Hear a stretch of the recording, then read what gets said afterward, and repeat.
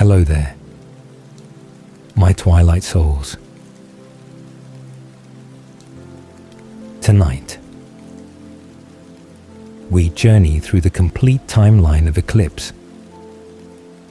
the third summer where Seattle burned with newborn fire, and where Bella Swan stood at the center of converging storms that would reshape vampire politics and werewolf alliances and human futures forever. This is the story of Victoria's revenge and the impossible choice between warmth and forever, and the battle that united ancient enemies against common threat.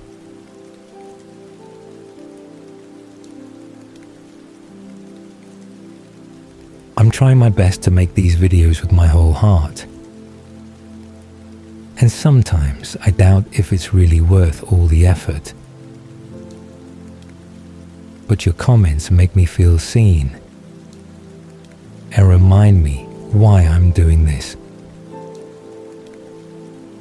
I'm hoping to reach 1,000 subscribers soon. I'm close but not there yet. If you'd like to support a small creator and this little community we're building, please consider subscribing. Thank you. Now, let's begin.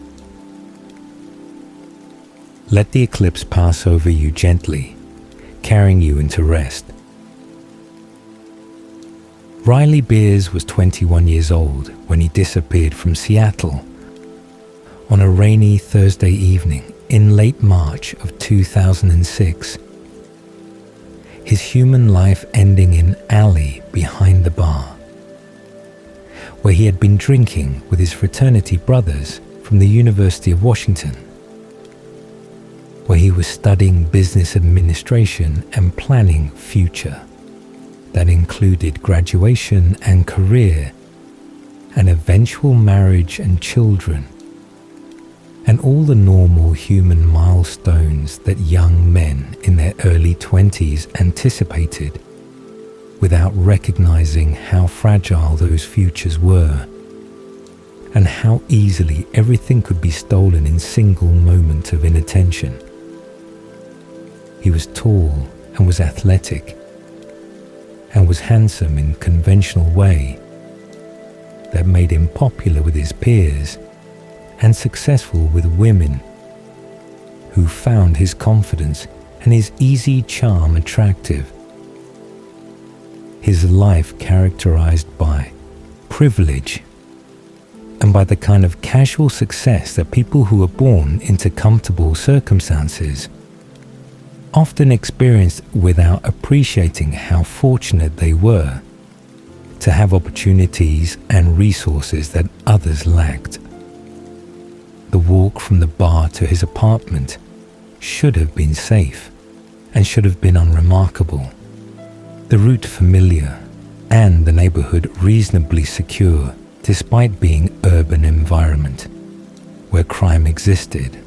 but where violent crime was relatively rare, and where young white men from wealthy families rarely experienced the kind of danger that other populations faced constantly. Victoria Sutherland watched him from the shadows with the patience that immortal predator possessed, and with the calculation that her plan required. Her selection of Riley as her lieutenant and as her tool based on his appearance and his age and his physical fitness that would make him useful newborn soldier and useful manipulator of other newborns who would respond to his authority and his charisma once she had broken his will and had rebuilt his loyalty to serve her purposes rather than serving his own interests. She struck quickly and struck efficiently, her vampire speed making resistance impossible and making his death as human inevitable within seconds of her attack. Her venom entered his bloodstream through multiple bites that she placed strategically to ensure rapid distribution and to ensure that transformation would complete successfully, without complications that sometimes occurred when venom delivery was inadequate or was poorly executed. She carried his convulsing body to the abandoned warehouse on Seattle's industrial waterfront, where she had established her hidden base of operations, the location chosen for its isolation and for its structural features that included basement levels where screaming would not be heard by passers-by, who might investigate or might alert authorities to suspicious activity in supposedly empty building. Riley's 3 days of transformation passed in agony that Victoria observed with detachment and with satisfaction.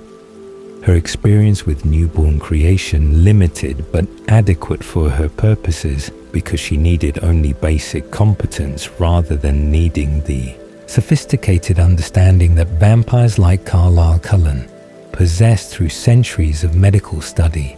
and through genuine concern for the well-being of those they transformed.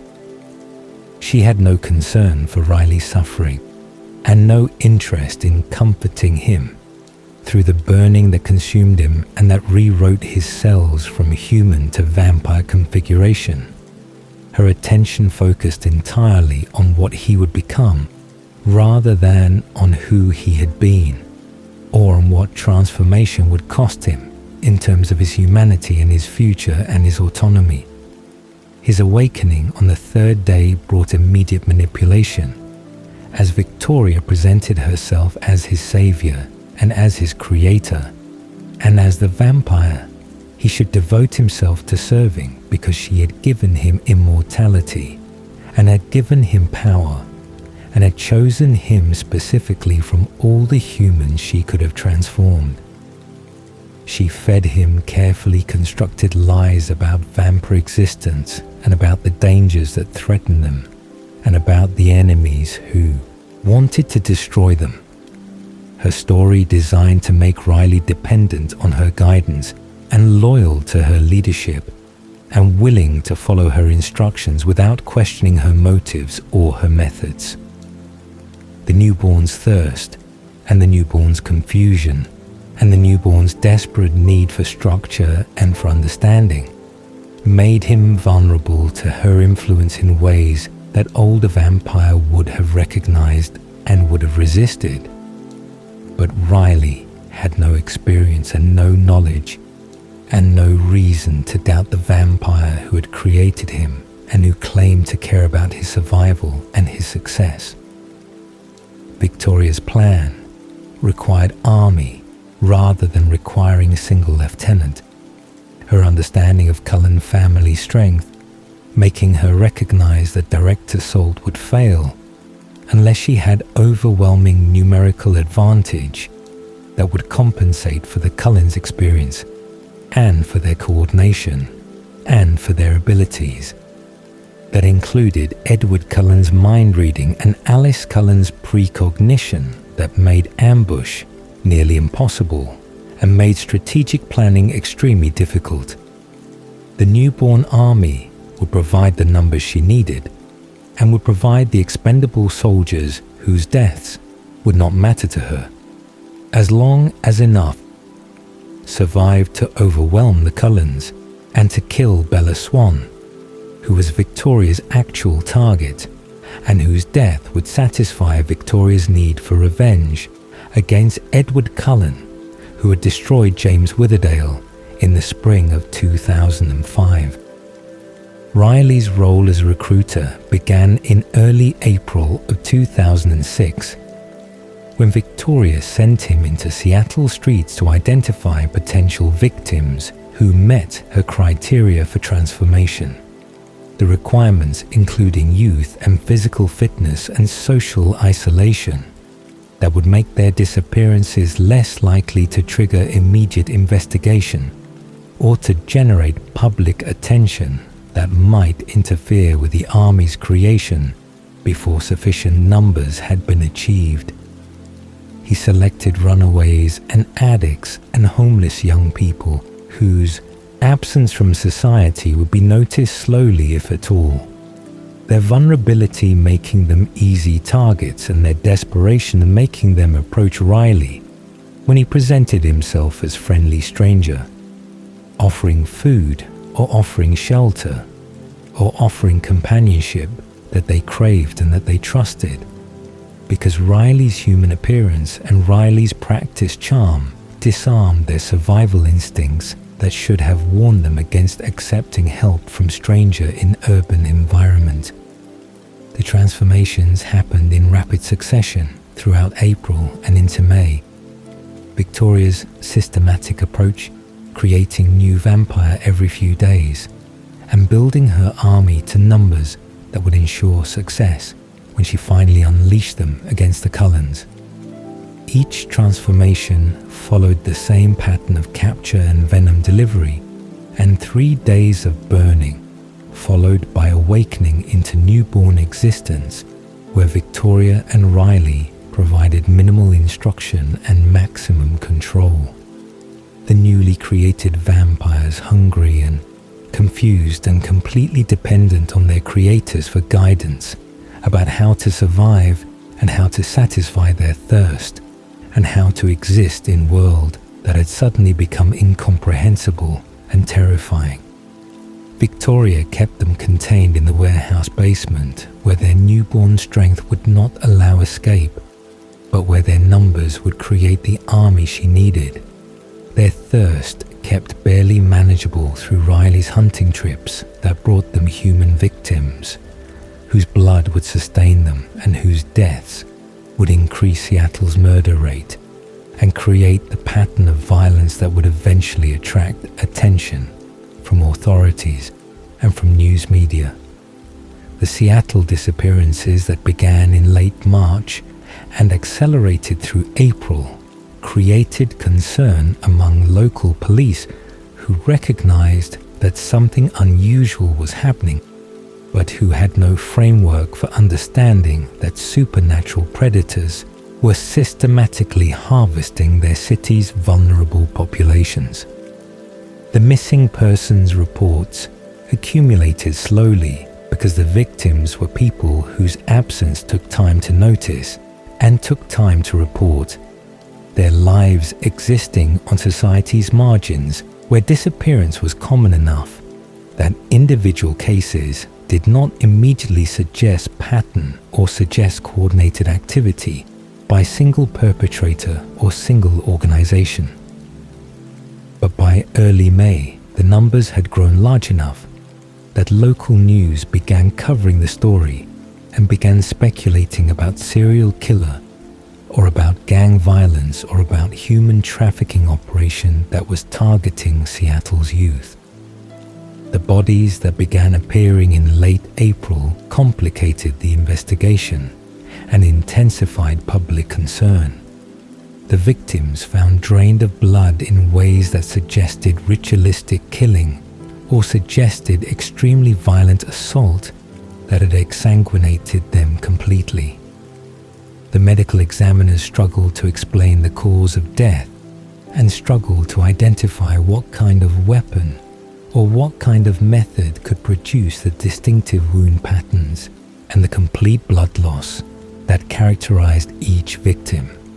Their reports noting unusual features that did not match known criminal methodologies or known violent behaviors. The police increased patrols and increased public warnings about staying in groups and avoiding isolated areas. Their efforts ineffective because they were trying to prevent human crime when the actual threat was supernatural predation that operated according to different rules and different patterns than human criminals followed. Victoria's surveillance of Forks began simultaneously with the army's creation. Her obsessive focus on Bella Swan as revenge target, requiring her to understand the Cullen's defensive capabilities and requiring her to identify opportunities for attacking when Bella was vulnerable or when the Cullen's guard was lowered. She made multiple approaches to Forks throughout April and into May, each attempt bringing her closer to the town and closer to Bella, before she encountered either Cullen, patrol or werewolf patrol that forced her to retreat before she could complete her approach. The treaty line between Cullen territory and Quileute territory created tactical problem that Victoria exploited by using the boundary to escape pursuit. Her ability to make split-second decisions, allowing her to cross into werewolf territory when Edward chased her, or to cross into Cullen territory when werewolves chased her. The mutual hostility between the two groups preventing coordination that would have allowed them to trap her and to end her threat permanently. Edward Cullen's awareness of Victoria's presence came through scent detection and through the occasional glimpse of red hair in the forest, his vampire senses picking up evidence of her surveillance even when she remained too distant for direct confrontation. His frustration at his inability to catch her and his terror that she would succeed in reaching Bella made him intensify his protection of Bella to levels that felt suffocating even to Bella, who understood the danger and who appreciated his devotion, but who also needed some autonomy and some space to live her human life during the final months before transformation would end her mortality forever. The patrols he organized with his family covered every approach to Forks and every route that Victoria might use to reach Bella. The Cullens' coordination and their strategic positioning, making direct assault nearly impossible, but not making Victoria abandon her plan or making her give up her need for revenge that had consumed her since James's death. Alice Cullen's visions regarding Victoria were frustratingly incomplete and frustratingly unreliable. Her gift showing occasional glimpses of red-haired vampire and occasional flashes of pale faces she did not recognize, but her visions going dark or going blank at crucial moments when Victoria's decisions involved the werewolves, whose futures Alice could not see and whose presence created blind spots in her precognitive ability. The limitation made Alice feel helpless and made her feel that she was failing her family by not providing the advance warning that they depended on for security and for strategic planning. Her usual confidence in her gift shaken by the recognition that enemies could exploit her blindness by involving werewolves in their planning or by making decisions that depended on werewolf actions that Alice's visions could not predict or could not track. The Cullen family's discussions about the Victoria threat became frequent and became increasingly concerned as April turned to May, and as the threat continued without resolution and without clear timeline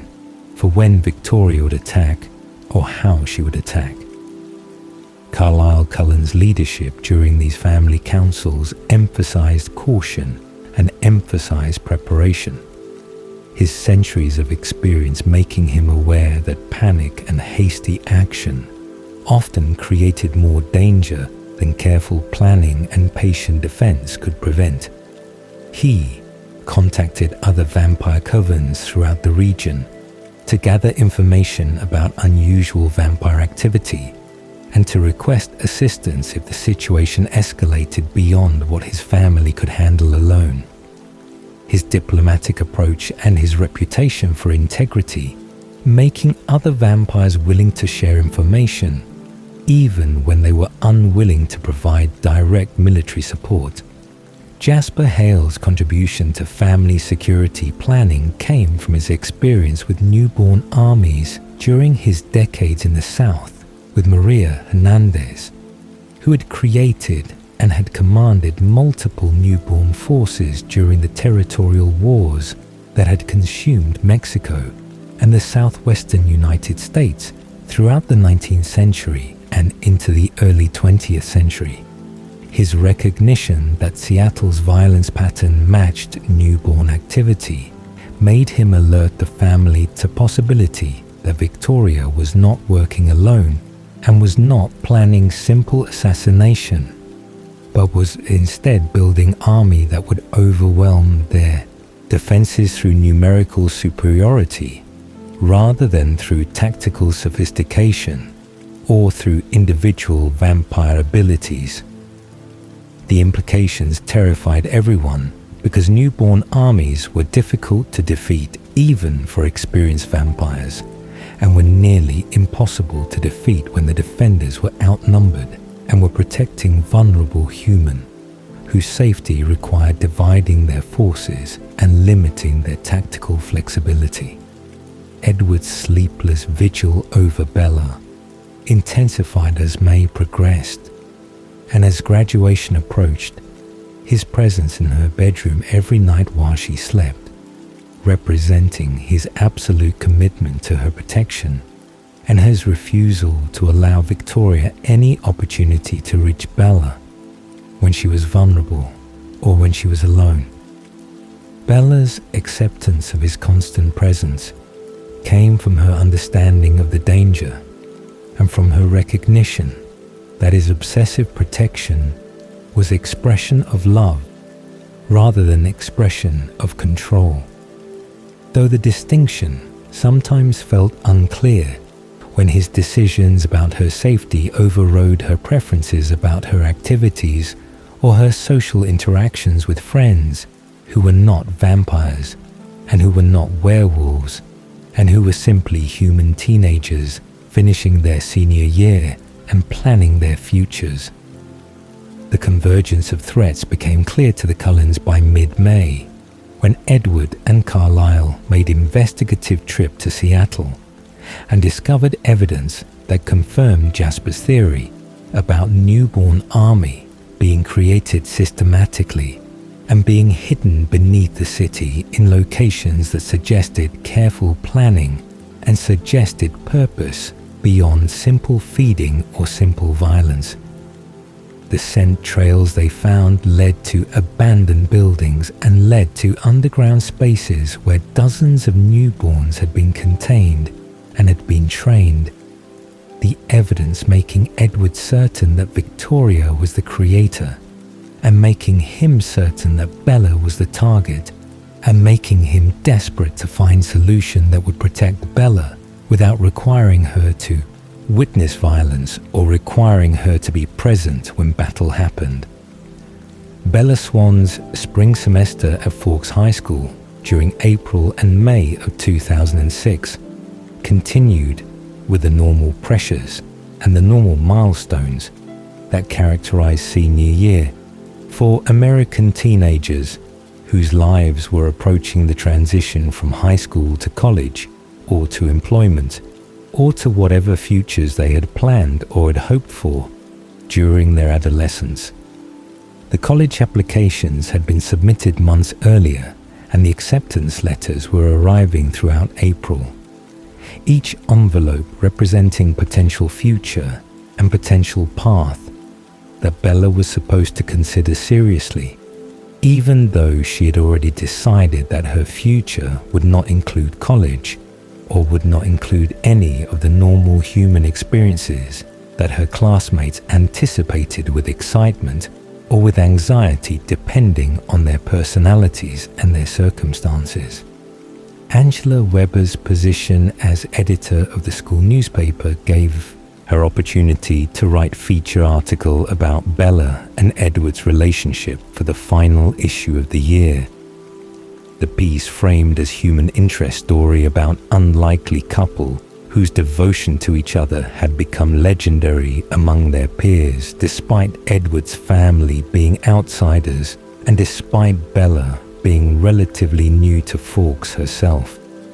Angela's questions during the interview were gentle and were respectful, her genuine friendship with Bella making her careful to avoid prying into private matters or asking questions that would make Bella uncomfortable. But even Angela's tactful approach could not completely avoid the strangeness of relationship, where Edward never ate and never seemed to sleep and never participated in normal teenage activities beyond attending school and attending whatever events Bella wanted to attend. Jessica Stanley's reaction to Bella's increasing separation from normal high school social life manifested as subtle distancing rather than as overt hostility. Her friendship with Bella cooling, as Jessica recognized that Bella's priorities had shifted away from the concerns that occupied most seniors and toward the all-consuming relationship with Edward that left little room for female friendships or for the casual social interactions that Jessica valued and that Jessica used to maintain her position in the school's social hierarchy. The shopping trips and the movie nights and the gossip sessions that had characterized their friendship during Bella's first year in Forks had become rare and had become strained. Jessica's attempts at maintaining connection, meeting Bella's distracted responses, and Bella's obvious preference for spending every possible moment with Edward, rather than spending time with human friends whose lives seemed trivial compared to the supernatural drama that surrounded Bella constantly. Mike Newton's final acceptance that Bella was permanently unavailable came gradually through the spring as he watched her devotion to Edward, and as he recognized that no amount of persistence or no amount of friendly attention would ever convince Bella to consider him as a romantic option when she was completely committed to Edward in ways that exceeded normal teenage romance and that suggested permanence that high school relationships rarely achieved. His resignation was tinged with bitterness and was tinged with confusion about what Edward possessed that made Bella so absolutely certain that he was the only person she could ever love. Mike's inability to understand the supernatural bond and the mate connection, making Edward's appeal seem incomprehensible, when Mike considered himself more normal and more accessible, a more appropriate match for a girl like Bella,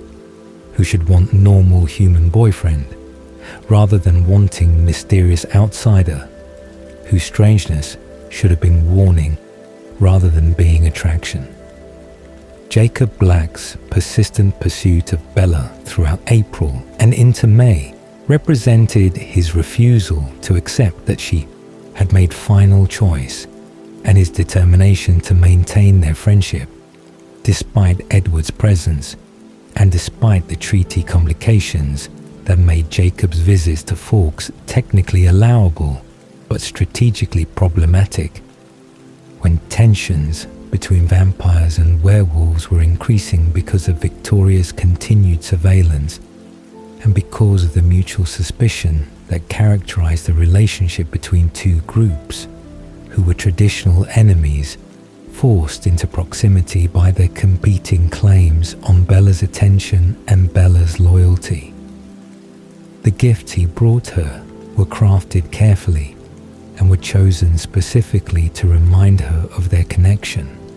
and to remind her of the warmth and the ease that characterized their relationship before the supernatural complications had transformed simple friendship into complicated triangle. The hand-braided leather bracelet Jacob gave Bella in mid-April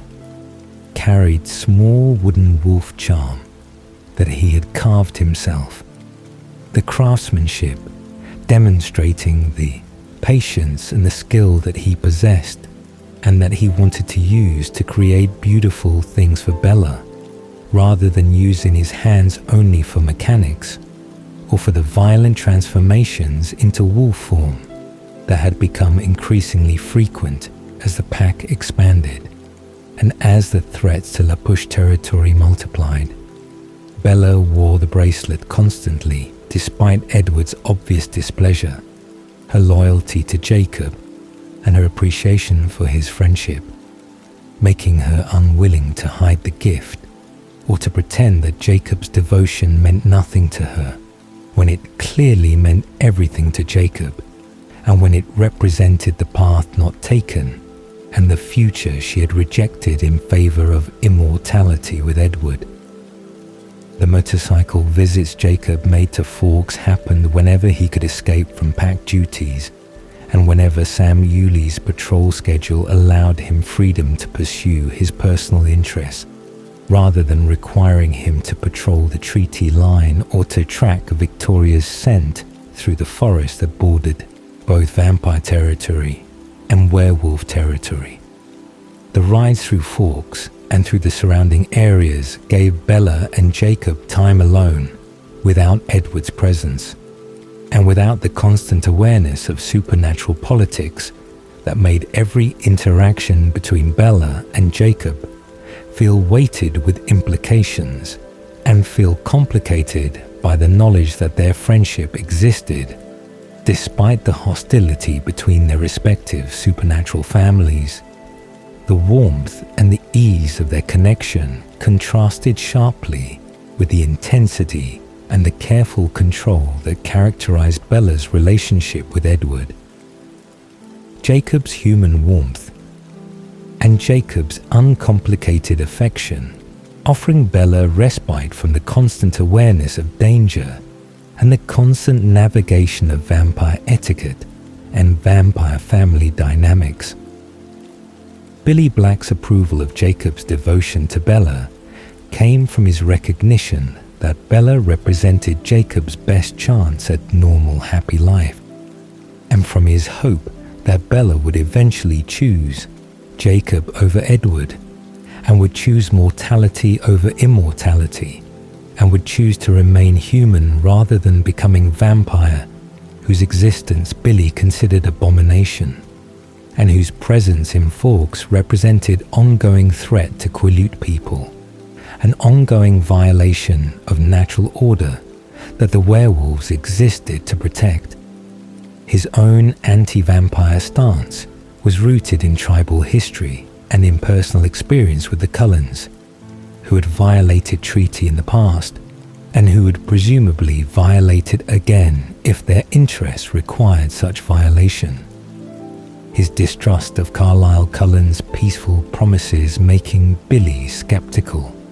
about the possibility of genuine coexistence between vampires and werewolves when their natures were fundamentally opposed and when their territorial instincts made conflict inevitable. Edward Cullen's marriage proposal strategy had been developing throughout the spring, as he recognized that Bella's determination to be transformed was absolute and was not going to be delayed indefinitely by his concerns about her losing her humanity, or by his worries about whether transformation would change her personality or would change their relationship in ways that would make their bond less meaningful or less authentic. His 19th century values about proper sequence for relationship milestones made him certain that marriage should precede transformation, and that marriage should precede physical intimacy, his understanding of commitment, and his understanding of appropriate progression, making him unwilling to transform Bella or to consummate their relationship until she had agreed to marry him and had made public declaration of her intention to spend eternity with him rather than simply spending her mortal life with him. The Cullen family ring that Edward planned to offer Bella had belonged to his human mother, Elizabeth Mason, who had died from influenza in 1918 after begging Carlisle to save her son through whatever means necessary.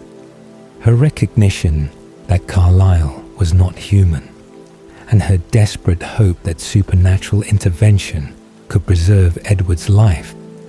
making her complicit in his transformation, even though she could not have fully understood what immortality would mean for her son, or what existence as vampire would cost him in terms of his humanity and his ability to have the normal life she had wanted for him. The ring represented Edward's human past and represented the mother who had loved him and who had sacrificed her dying moments to ensure his survival. The emotional weight of the heirloom making it appropriate symbol for the proposal that would bind Bella to Edward forever, and that would make their commitment official and public and permanent. The Quileute Wolfpack's expansion throughout April and May of 2006 happened because of the Cullen family's presence in Forks, and because of the genetic triggers that activated when vampires remained in close proximity to descendants of Taha Aki, who carried the werewolf genes that lay dormant until supernatural threat made transformation necessary for tribal protection. Quilla Tiara's transformation in mid-April completed the primary trio with Jacob and Embry Call, his addition to the pack strengthening the patrol capabilities and strengthening the defensive perimeter around La Push Reservation, where the Quileute people lived, and where the treaty boundaries protected them from vampire incursion, but where Victoria's presence represented ongoing threat that required constant vigilance. Leah Clearwater's transformation in late April shocked everyone in the pack and shocked everyone in the tribe because female werewolves were unprecedented in Quileute history, and because the transformation should not have happened to women, whose genetic line did not typically produce wolves, and whose gender should have protected her from the curse that afflicted Quileute men when vampires threatened tribal lands. Her transformation was particularly tragic because it bound her permanently to the pack mind, where she could not hide her thoughts and could not hide her pain about Sam Yuli's imprint on Emily Young, who had been Leah's cousin and who had been Leah's friend before becoming Leah's romantic rival through supernatural bond that neither Sam nor Emily had chosen, but that both had accepted as inevitable and as unchangeable. Seth Clearwater's transformation at only 15 years old made him the youngest wolf in the pack's history and made him vulnerable in ways that concerned Sam Yuli, who felt responsible for protecting the pack members, whose youth made them less prepared for the violence and the danger that characterized werewolf existence. Seth's enthusiasm about his transformation and his excitement about his abilities contrasted sharply with Leah's bitterness and with Jacob's reluctant acceptance. His optimism and his cheerful nature making him popular within the pack, despite his inexperience and despite his tendency to ask questions that more experienced wolves found annoying or found naive. Sam Yuli's leadership burden increased with each new transformation as the pack grew beyond the 3 or 4 wolves that previous generations had produced, and as the responsibilities of maintaining treaty boundaries and maintaining tribal security became overwhelming for Alpha, whose authority was absolute, but whose experience was limited to only few years of werewolf existence. The genetic trigger that the Cullen's presence had activated was producing wolves at an unprecedented rate and was creating pack of unprecedented size, the numbers suggesting that the supernatural threat level was higher than any previous generation had experienced, and that the coming conflict would require every wolf to fight and potentially to die defending their people. The imprinting phenomenon that governed Sam's bond with Emily and that threatened to affect other pack members represented aspect of werewolf existence that combined blessing with curse. The absolute devotion and the perfect compatibility that imprinting created, making relationships effortless and making mates perfectly suited to each other, but also eliminating choice and eliminating agency in ways that made imprinting feel like compulsion. rather than feeling like love freely given and freely received. Sam's imprint had destroyed his relationship with Leah and had created Emily's facial scars when Leah's pain had triggered Sam's loss of control during transformation,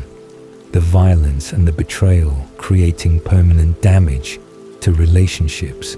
and to trust within the tribe and within the pack. Jacob Black's fear of imprinting consumed him throughout the spring as he watched Sam's devotion to Emily, and as he recognized that imprinting could happen at any moment and could redirect his love away from Bella towards stranger whose identity would be determined by supernatural force, rather than being determined by Jacob's own choices or Jacob's own preferences about who he wanted to love and who he wanted to spend his life with. The possibility that he might imprint on someone other than Bella felt like threat and felt like potential betrayal. His determination to love Bella freely and to choose her consciously, making him resistant to the idea that supernatural bond could override his agency and could make his current feelings irrelevant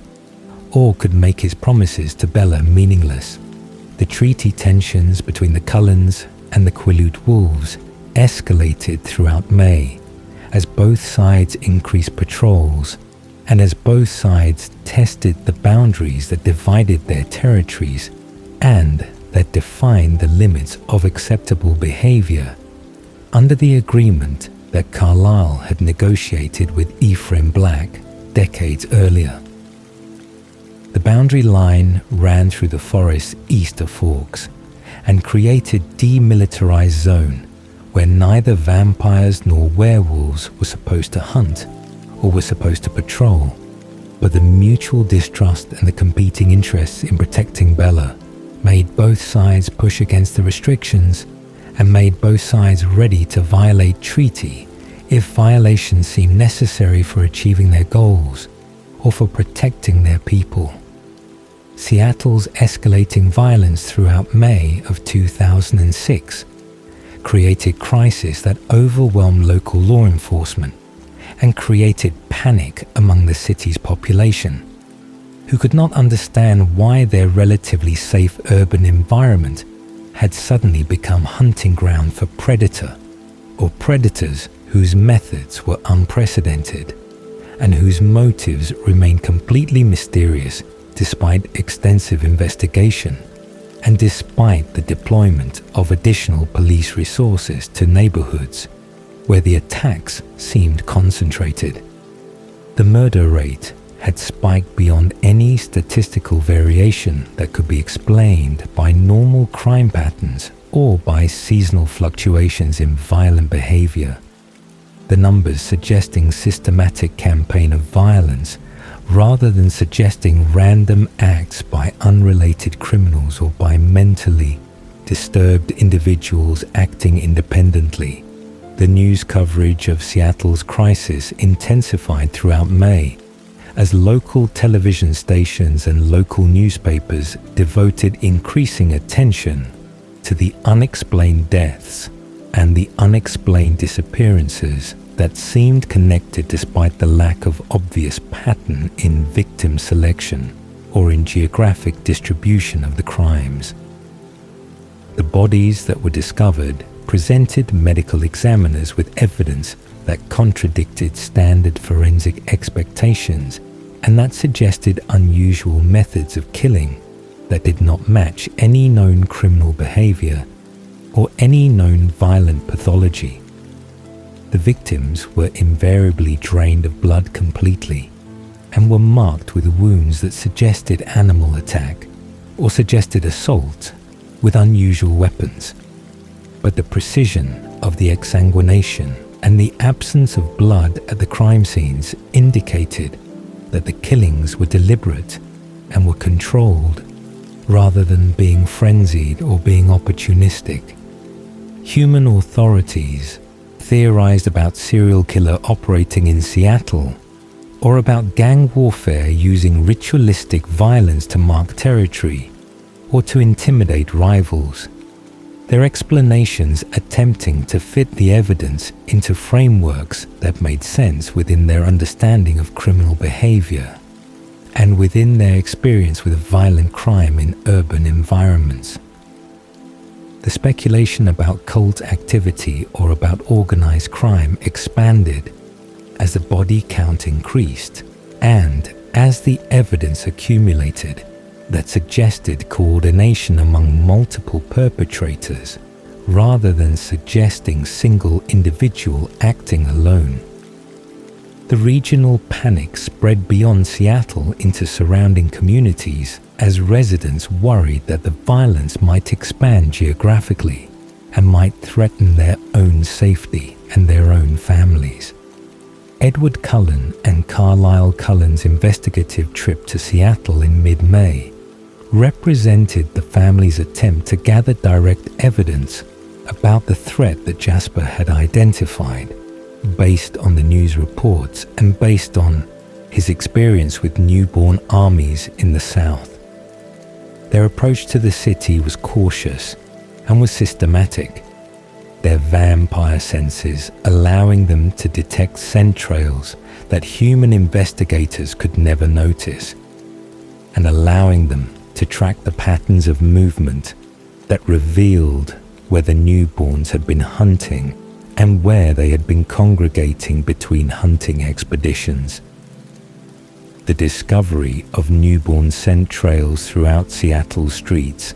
and throughout the abandoned industrial areas confirmed Jasper's theory and confirmed that the army was large and was being maintained somewhere within the city limits. The abandoned buildings and the underground locations that Edward and Carlisle investigated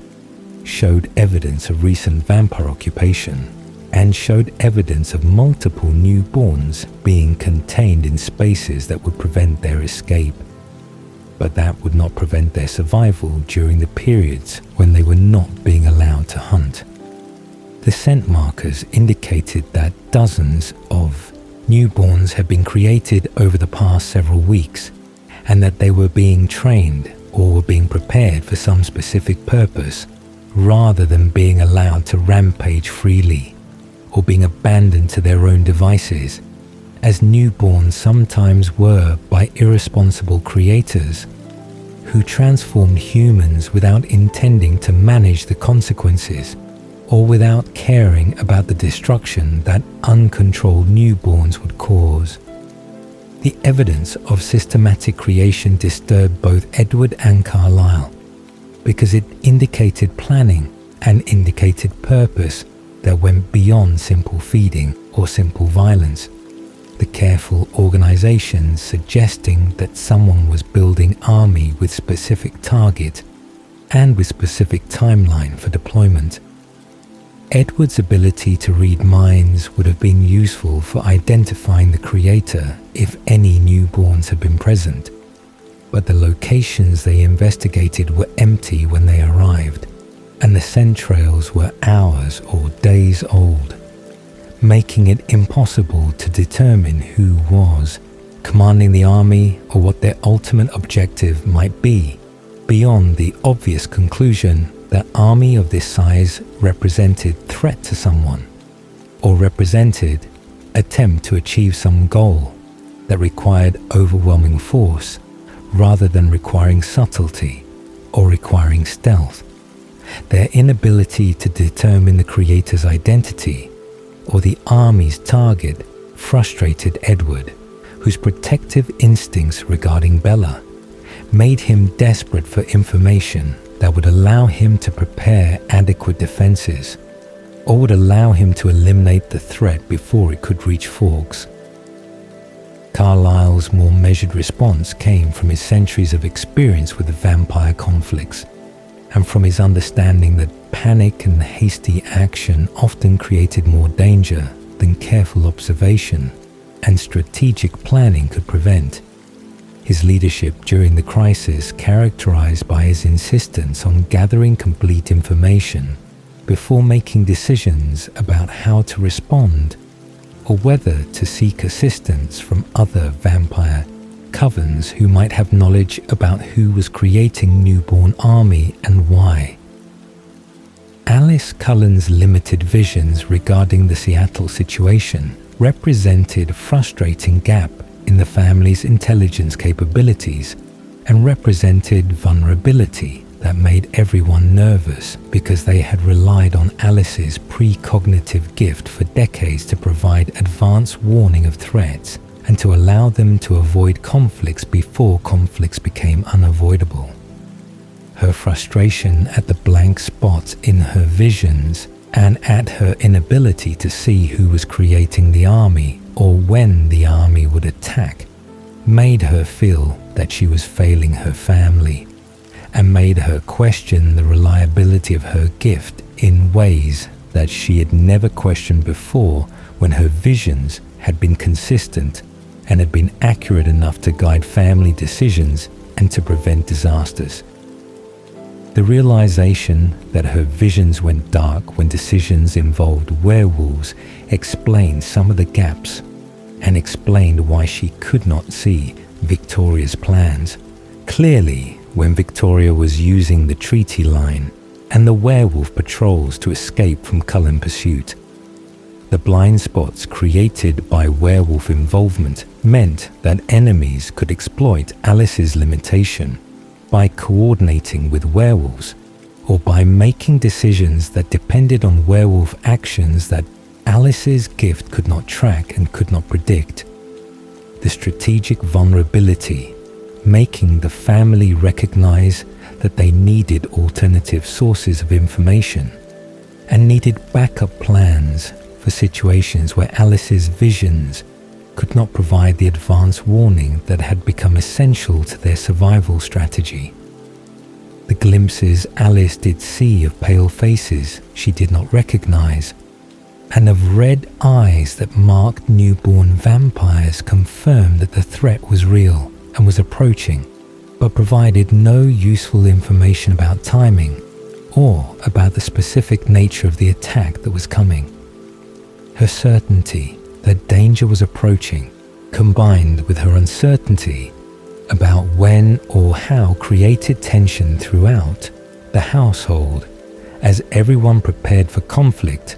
while not knowing exactly what form that conflict would take or whether they would have time to prepare adequately before the attack happened. Jasper Hale's recognition of newborn army tactics came from his traumatic experience during his decades with Maria Hernandez in the South, where he had created newborn armies and had commanded newborn soldiers and had destroyed newborn enemies in cyclical pattern of violence that had characterized the Southern vampire wars throughout the 19th century. His expertise in newborn combat made him the family's primary military strategist and made his knowledge essential for developing defensive plans that would maximize the Cullen's advantages and would minimize the numerical superiority that the newborn army would possess when battle finally occurred. His explanation of newborn armies to the family covered the creation process and the training methods and the typical purposes that motivated vampires to build armies despite the illegality under Volturi law and despite the danger that newborn armies represented to vampire secrecy and to vampire civilization. Newborns were stronger than older vampires for their first year of immortal existence and were more violent and were less controlled. Their physical advantages making them formidable opponents despite their lack of experience and despite their inability to think strategically or to coordinate complex tactical maneuvers.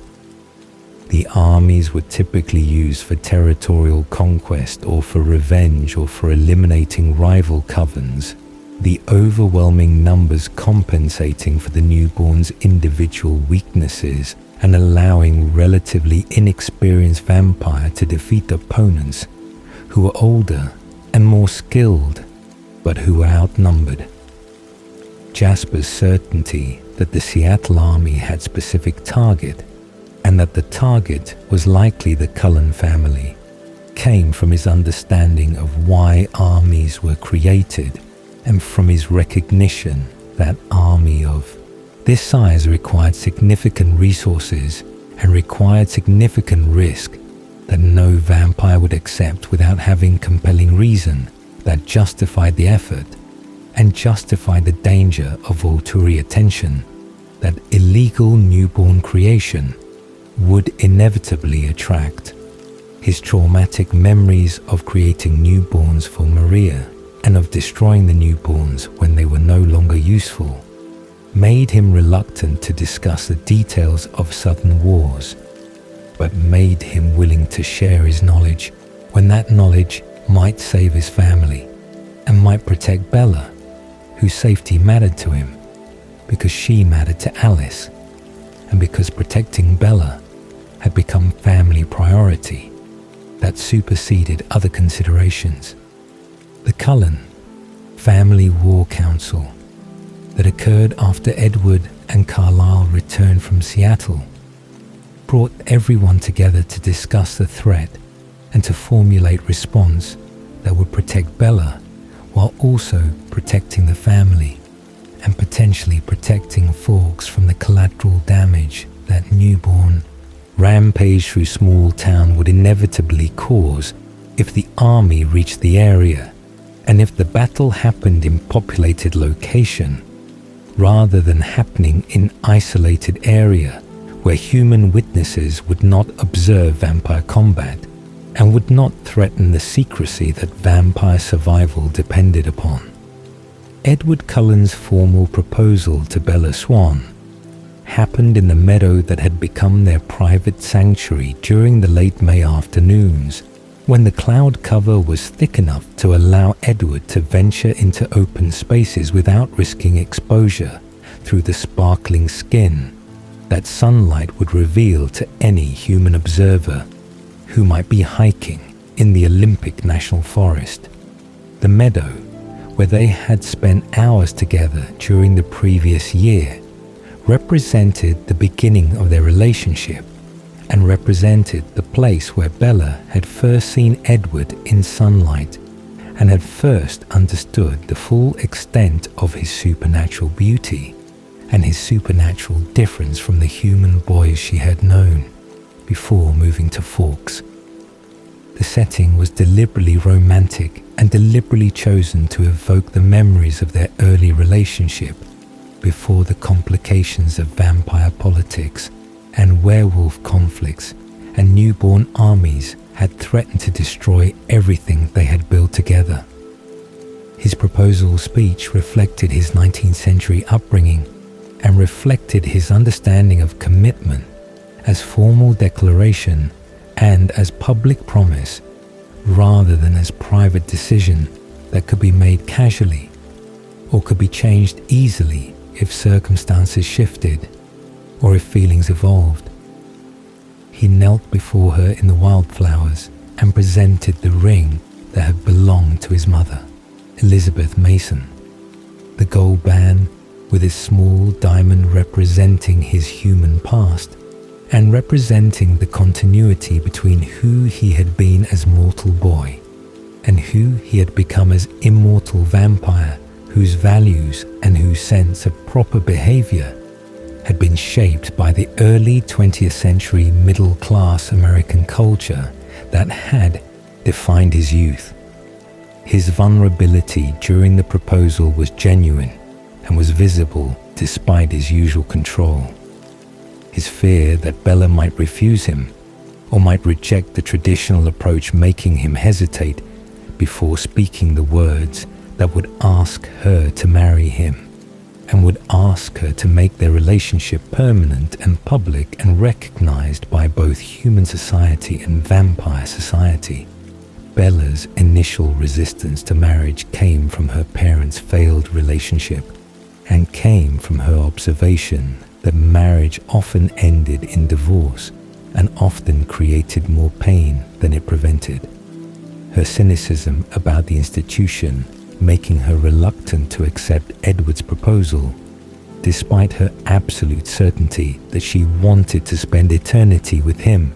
and despite her recognition that his proposal was sincere and was motivated by genuine love,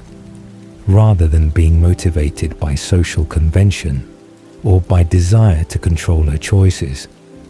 Her hesitation frustrated Edward,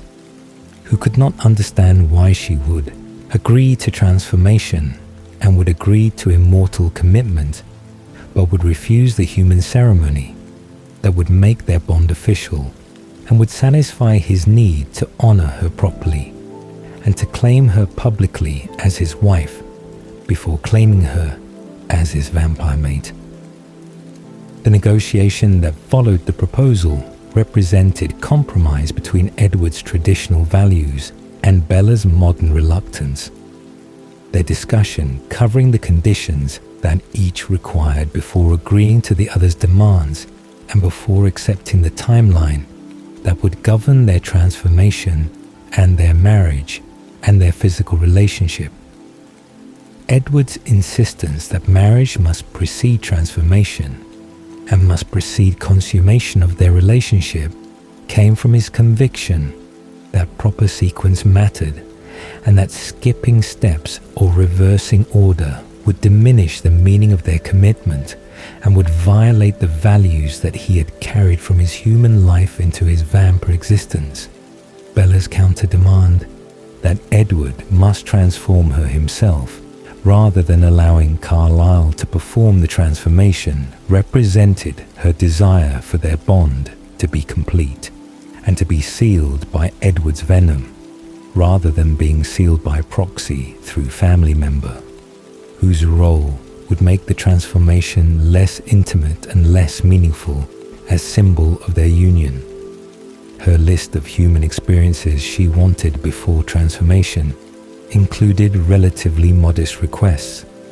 that reflected her practical nature and her limited ambitions compared to what most humans would demand if they knew they were about to lose their mortality forever. She wanted to see her mother Renee one final time before transformation would make that relationship impossible to maintain. She wanted to attend her high school graduation and participate in the normal milestone that her classmates would experience. And she wanted to have physical intimacy with Edward while she was still human, and while that intimacy would carry the risks and the vulnerabilities that mortal flesh experienced, but that vampire bodies did not experience. Edward's reluctant agreement to her terms came from his recognition that she was compromising significantly by accepting marriage, and that he owed her equal compromise by accepting her timeline and her conditions, even when those conditions made him uncomfortable or made him worried about her safety. The timeline they established set the wedding for mid-August after Bella's graduation, and after the immediate threat from Victoria's newborn army had been resolved. The ceremony to be followed by honeymoon that would give them privacy and would give them time together before the transformation would occur and would end Bella's humanity forever. Edward's promise to transform Bella himself represented significant concession because he had always believed that Carlyle should perform the transformation due to Carlyle's medical expertise and due to Edward's fear that his own control might fail during the process and that he might kill Bella accidentally by draining her completely rather than stopping after delivering enough venom to ensure transformation. But Bella's insistence that their bond required his venom and required his participation rather than requiring medical procedure performed by a surrogate convinced him to accept the responsibility and to trust that his love for her would provide sufficient control to prevent accident or prevent tragedy. Jacob Black's discovery of Bella's engagement happened through casual conversation when Bella mentioned the upcoming wedding, without thinking about how the information would devastate Jacob, whose hope that Bella might eventually choose him over Edward had sustained him through the months of competition and through the pain of watching Bella commit herself more deeply to vampire future that Jacob considered abomination and considered tragic waste of human life that should be lived fully and should be experienced completely before death, claimed it naturally. His reaction was visceral and was physical, the pain of her choice manifesting as wolf transformation that he barely controlled, and as rage that made him want to destroy something or someone, to express the grief that words could not adequately convey. The bracelet heart charm that Jacob added to the wolf charm bracelet he had given Bella earlier represented his final gift and his final attempt to claim space in her life and in her future, even when that future would be immortal and would be spent with Edward rather than being spent with Jacob. The crystal heart that he carved and that he attached to the leather braid symbolized his own heart and symbolized the permanence of his love regardless of whether Bella reciprocated that love or whether she acknowledged that her feelings for Jacob were different from her feelings for Edward, but were nonetheless real and were nonetheless important. His presentation of the charm was quiet and was restrained compared to his earlier passionate declarations, his acceptance that he had lost the competition, combining with his refusal to completely abandon his claim or completely abandon his hope that circumstances might change or that Bella might reconsider before transformation, made her choice irreversible. The confrontation between Jacob and Bella about her engagement happened on the La Push beach, where they had spent time together during the previous year, when their friendship had been uncomplicated and had been easy before supernatural politics had transformed simple connection into impossible situation, where loving both of them meant hurting both of them, and where choosing one meant losing the other. Jacob's arguments against her marriage and against her transformation covered practical concerns about losing her humanity and losing her ability to have children and losing her connection to her human family and her human friends. But his underlying argument was emotional and was based on his conviction that she loved him enough that she should choose him and should choose the life he could offer her, rather than choosing Edward and choosing the death that transformation represented in Jacob's understanding of vampire existence. The kiss that Jacob forced on Bella during their beach confrontation represented his desperation and his refusal to accept her decision, without making one final attempt to convince her that physical connection between them was real and was powerful and was worth choosing over the cold perfection that Edward offered. Bella's response was complicated by her genuine affection for Jacob and by her recognition that kissing him was not entirely unpleasant, despite being unwanted and despite being a violation of her boundaries and her stated preferences. Her broken hand resulted from her instinctive punch that she threw at Jacob's face after the kiss ended, her human fragility making the blow hurt her more than it hurt him, and making Edward furious when he discovered what had happened, and making Charlie confused about why his daughter had punched his best friend's son. Jacob's apology came later after he had time to process his actions, and after he had recognized that forcing himself on Bella had been wrong, regardless of his feelings, and regardless of his desperation to change her mind about Edward and about transformation. His acknowledgement that he would not give up despite accepting her engagement represented his complex position as someone who respected her autonomy enough to accept her choices, while refusing to completely abandon his hope that she might change her mind, or that circumstances might create opportunity for him to offer alternative future if Edward failed her, or if transformation went wrong,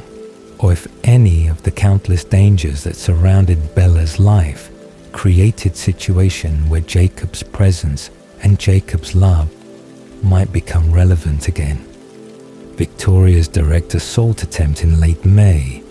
brought the threat that had been theoretical into immediate reality when she tested the Cullen defenses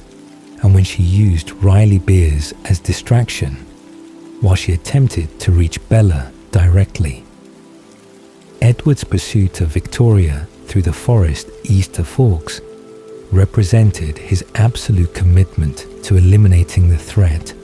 and his frustration at her continued survival, despite multiple attempts to corner her and to destroy her before she could harm Bella. The chase ended at the treaty line, where the Quaalude werewolves were patrolling, and where Victoria escaped by crossing into werewolf territory and forcing Edward to stop pursuit or to violate the treaty, and to risk starting conflict with the wolves whose cooperation he desperately needed, but whose hostility he could not afford to provoke. The werewolves' intervention happened when several pack members, including Jacob, intercepted Victoria on their side of the boundary and attempted to kill her before she could escape back into Cullen territory. The strategic stalemate created by the treaty line made Victoria nearly impossible to catch, because she could use the boundary to escape from whichever side was currently pursuing her. Her ability to make split-second decisions about which direction to run, making her more mobile and more elusive than either vampires or werewolves could counter without coordinating their efforts and without abandoning their mutual hostility long enough to trap her between them.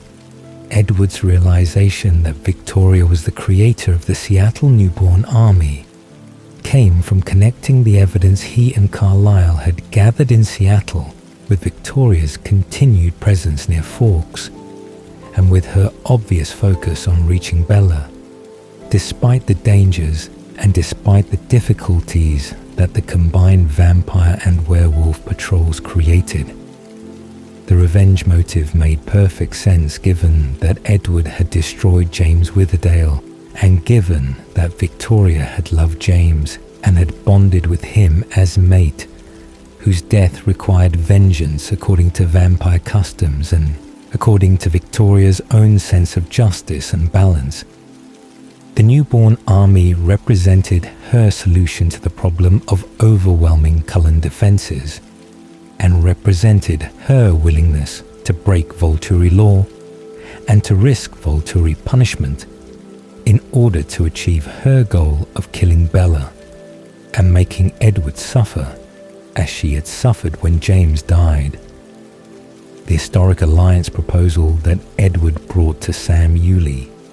represented desperate gamble and represented abandonment of traditional hostilities in favor of temporary cooperation against common enemy whose threat exceeded what either group could handle alone. Edward's approach to Sam required him to overcome his pride and his distaste for werewolves, whose presence caused him physical discomfort, and whose minds he could not read because werewolf thoughts were inaccessible to his telepathic gift. Sam's position as Alpha gave him authority to make decisions for the pack without requiring unanimous consent, but the magnitude of alliance with vampires and the violation of traditional Quaalude values made him cautious about accepting Edward's proposal without consulting the pack and without ensuring that majority supported cooperation rather than opposing it. The pack's internal debate happened through the telepathic link that connected all wolves during transformation,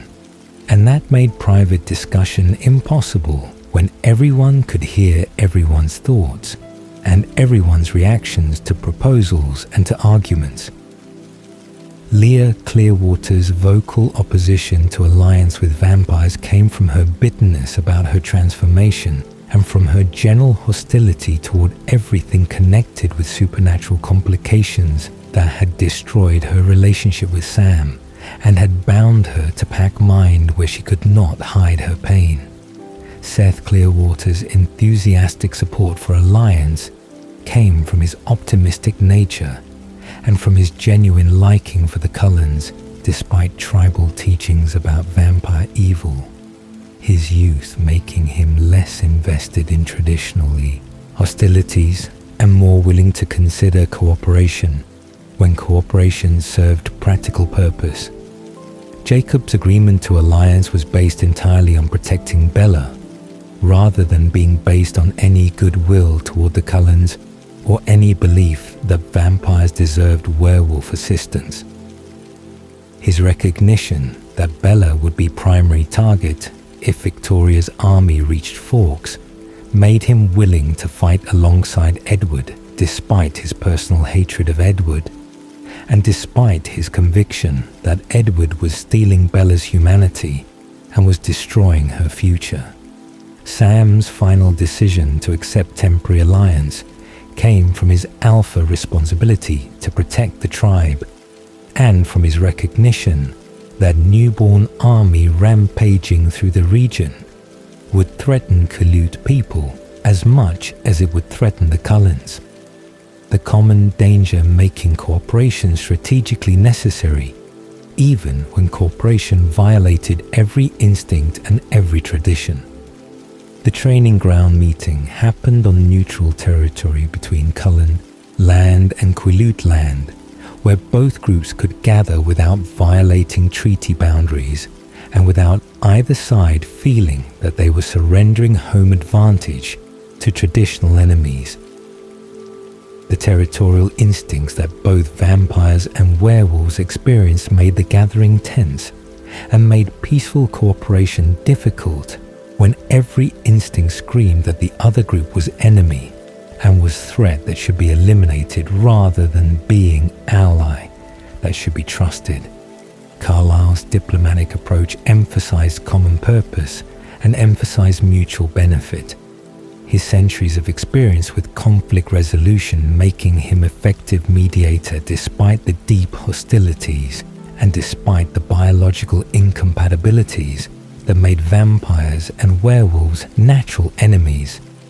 whose cooperation required conscious effort and required constant management of instincts that pushed toward violence rather than pushing toward alliance. The war party atmosphere at the Cullen house on the evening of June 13th, 2006, combined tension with determination as the family made final preparations for the battle that Alice's visions confirmed would happen the following day, when Victoria's newborn army would arrive in Forks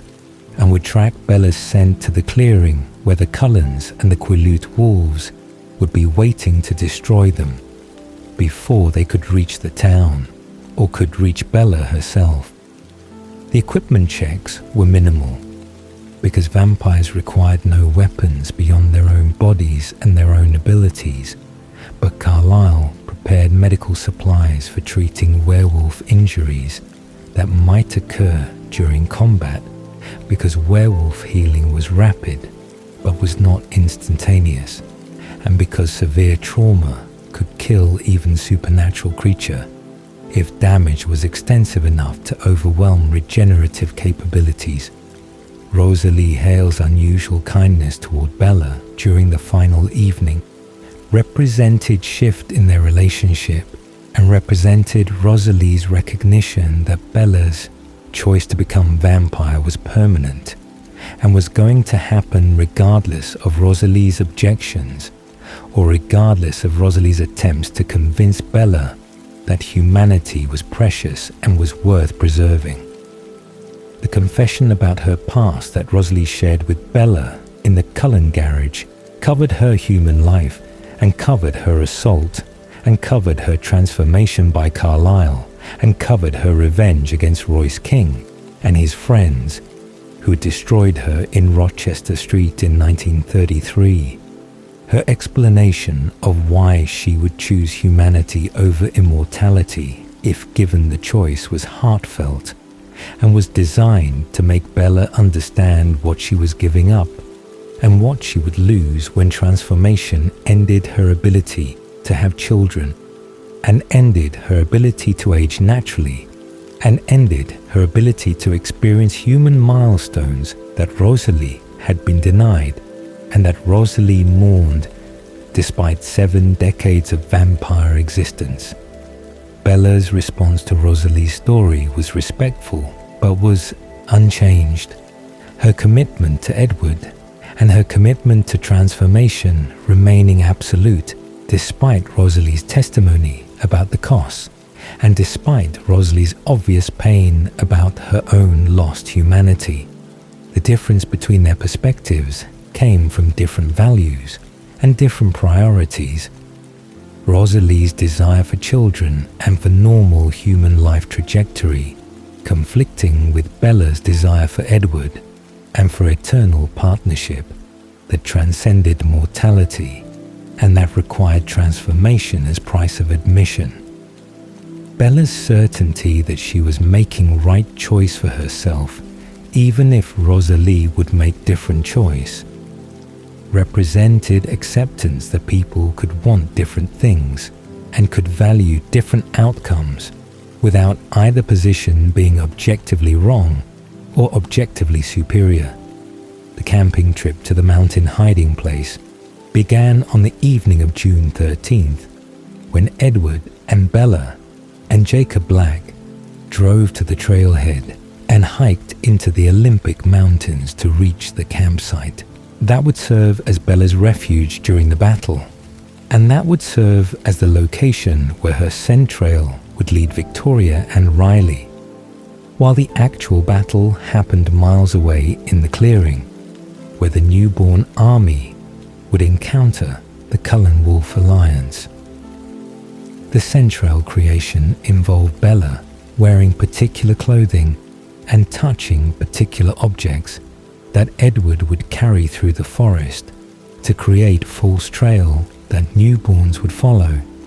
because their tracking abilities were crude and were based entirely on scent concentration, rather than being based on strategic thinking or tactical analysis.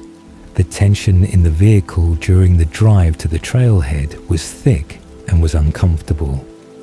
The triangle dynamic between Edward and Jacob and Bella, creating awkward silence punctuated by occasional sharp exchanges,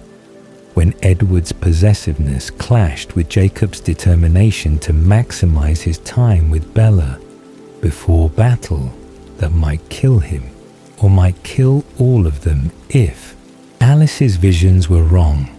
or if circumstances changed in ways that Alice could not predict. Jacob's presence was necessary because Seth Clearwater would join them at the campsite to serve as additional guard and to provide werewolf protection if Victoria somehow tracked Bella's actual location, rather than following the false scent trail that Edward was creating. Reaching the mountain campsite above the snow line required hiking through increasingly difficult terrain as elevation increased and as temperature dropped. Bella's human limitations making the climb exhausting and making the final approach to the rocky outcropping that would shelter their camp challenging despite Edward's assistance and despite Jacob's offers to carry her when she struggled with the steep sections. The location was chosen for its defensive advantages and for its distance from the clearing where battle would occur. The elevation and the remoteness making it unlikely that newborns would reach the site even if they somehow realized that the centrail was deception and that Bella was hidden elsewhere. Seth Clearwater's arrival at the campsite shortly after they finished setting up the tent brought youthful enthusiasm that contrasted sharply with the grim anticipation that characterized Edward and Jacob's moods. His excitement about participating in the battle and his confidence that the alliance would succeed, making him seem naive despite his werewolf strength and despite his demonstrated capability during training sessions. His assignment as Bella's guard was both honor and punishment, keeping him safe from the main battle, while also ensuring that Bella had supernatural protection if anything went wrong with the plan, or if Victoria managed to locate the actual campsite rather than following the false trail. The freezing temperatures that descended on the mountain as night fell created immediate problem because Bella's human body could not maintain sufficient warmth at the altitude and in the conditions that prevailed above the snow line in mid-June. Edward's marble body was beautiful and was strong, but was useless for providing warmth, his vampire nature making him exactly as cold as the surrounding environment and making physical contact with him actively cooling rather than warming. The recognition that Bella was at risk of hypothermia despite the sleeping bag and despite the tent created crisis that required solution neither Edward nor Bella wanted to accept, but that circumstances made necessary. Jacob's werewolf body temperature ran significantly hotter than human normal and ran hot enough to serve as furnace that could warm Bella effectively and could prevent hypothermia during the freezing mountain night. The offer he made to sleep beside Bella and to share his heat was practical and was necessary, but was also deeply uncomfortable for Edward, whose jealousy and whose possessiveness made him hate the idea of Jacob touching Bella, and made him hate his own inadequacy and his own inability to provide what Bella needed. The forced intimacy of three people sharing a small tent with two of them in direct physical contact created situation that was awkward and was painful, but that was unavoidable when Bella's survival required Jacob's warmth, and when refusing that warmth would be foolish pride that risked her life. Edward and Jacob's conversation during the long night while Bella slept between them represented unprecedented honesty between rivals who had been enemies and who remained competitors,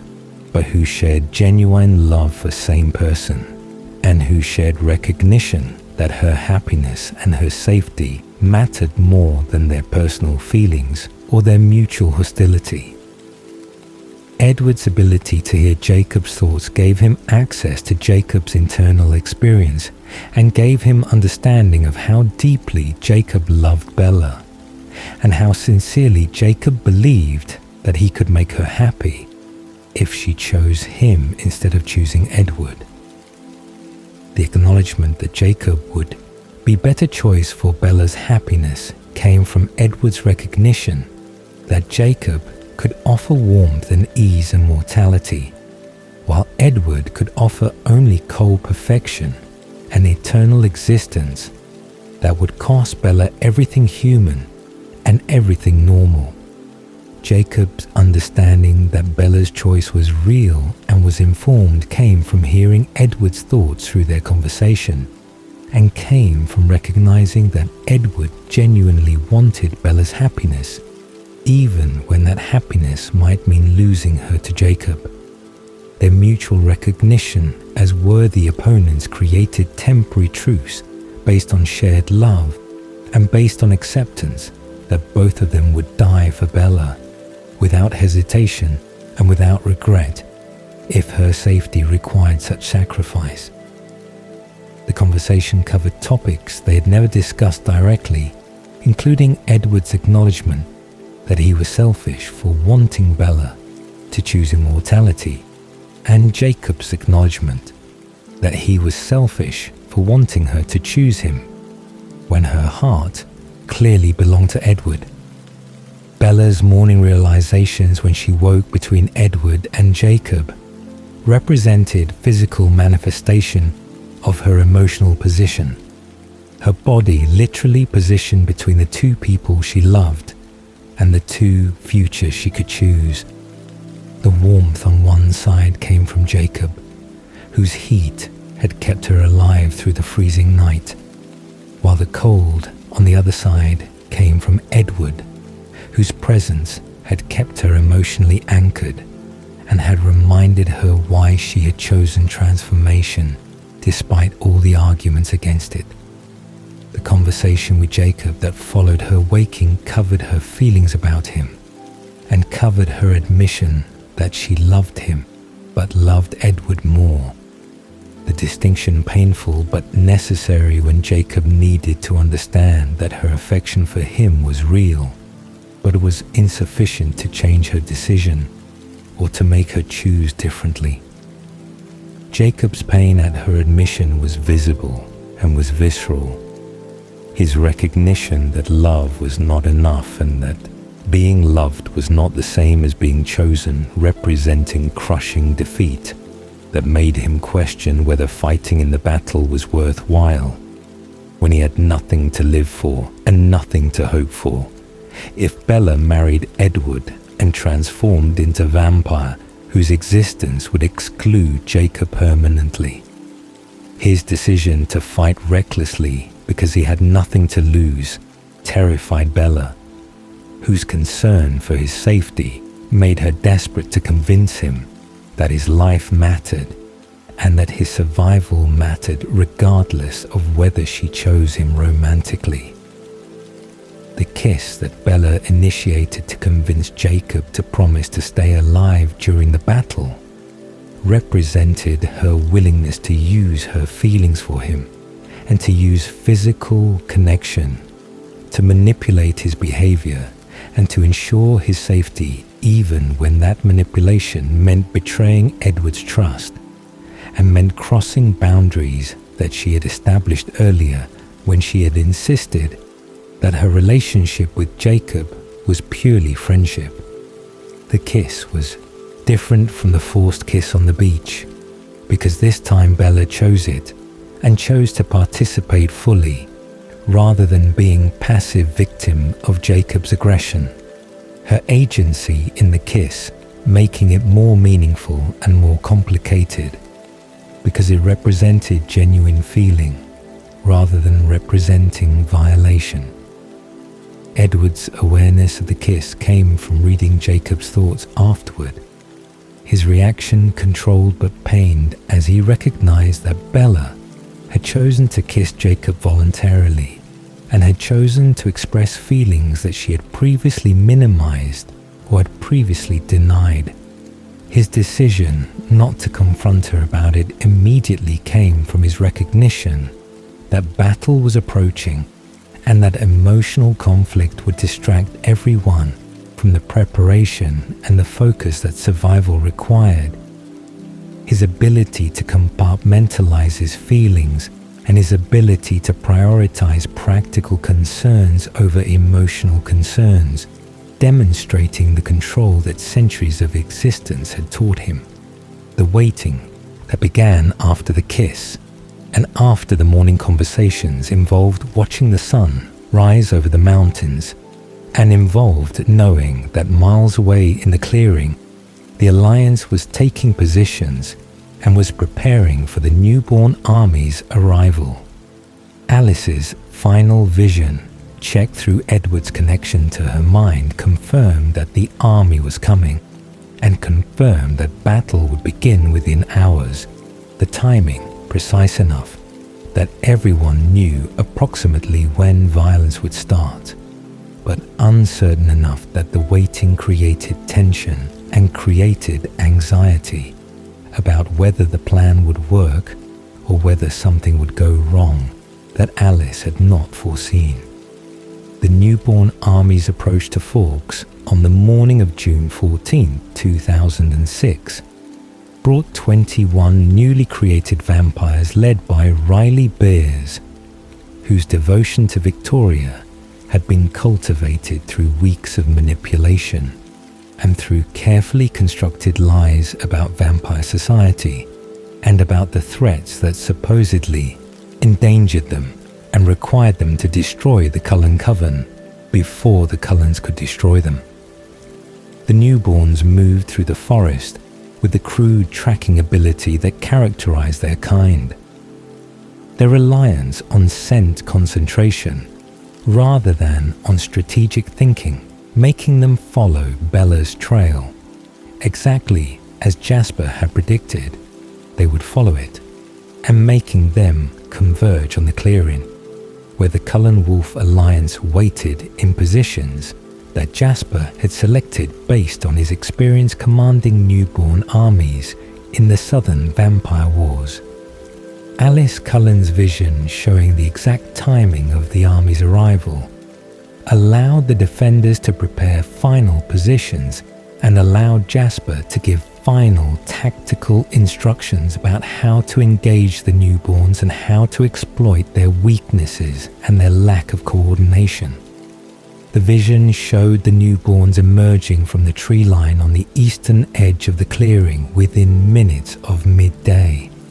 their numbers confirming what Edward and Carlisle had estimated from the Seattle investigation, and their formation confirming that they had minimal training and minimal tactical sophistication, despite Riley's attempts to organize them into coherent fighting force. The battle began when the first newborns entered the clearing and detected the combined scent of vampires and werewolves. Their confusion at encountering werewolves evident in their hesitation and in their failure to immediately attack, when the presence of traditional enemies should have triggered their predatory instincts and should have made them charge without considering strategy or considering consequences. Jasper's first strike happened before the newborns could organize their response, his speed and his precision allowing him to destroy the lead newborn in seconds and to demonstrate to the others that experience and skill could overcome raw strength when tactics were superior and when execution was flawless. Alice's fighting style complemented Jasper's perfectly as they moved a synchronized unit whose coordination came from decades of partnership and from Alice's precognitive ability that allowed her to see her opponent's moves before they made them and allowed her to position herself optimally for both offense and defense. Her small size made her seem vulnerable and made newborns underestimate her until her speed and her grace proved that size was irrelevant when supernatural abilities and perfect timing made every movement economical and made every strike lethal. The dance-like quality of her combat style contrasted with Jasper's more brutal efficiency, their different approaches working together to create devastating effectiveness that eliminated multiple newborns in the opening minutes of battle. Carlisle Cullen's reluctant but efficient combat style reflected his centuries of avoiding violence and his preference for diplomatic solutions, but his family's safety and Bella's safety overrode his pacifist tendencies and made him fight with the skill and the power that his age and his experience provided. Despite his general restraint and his general commitment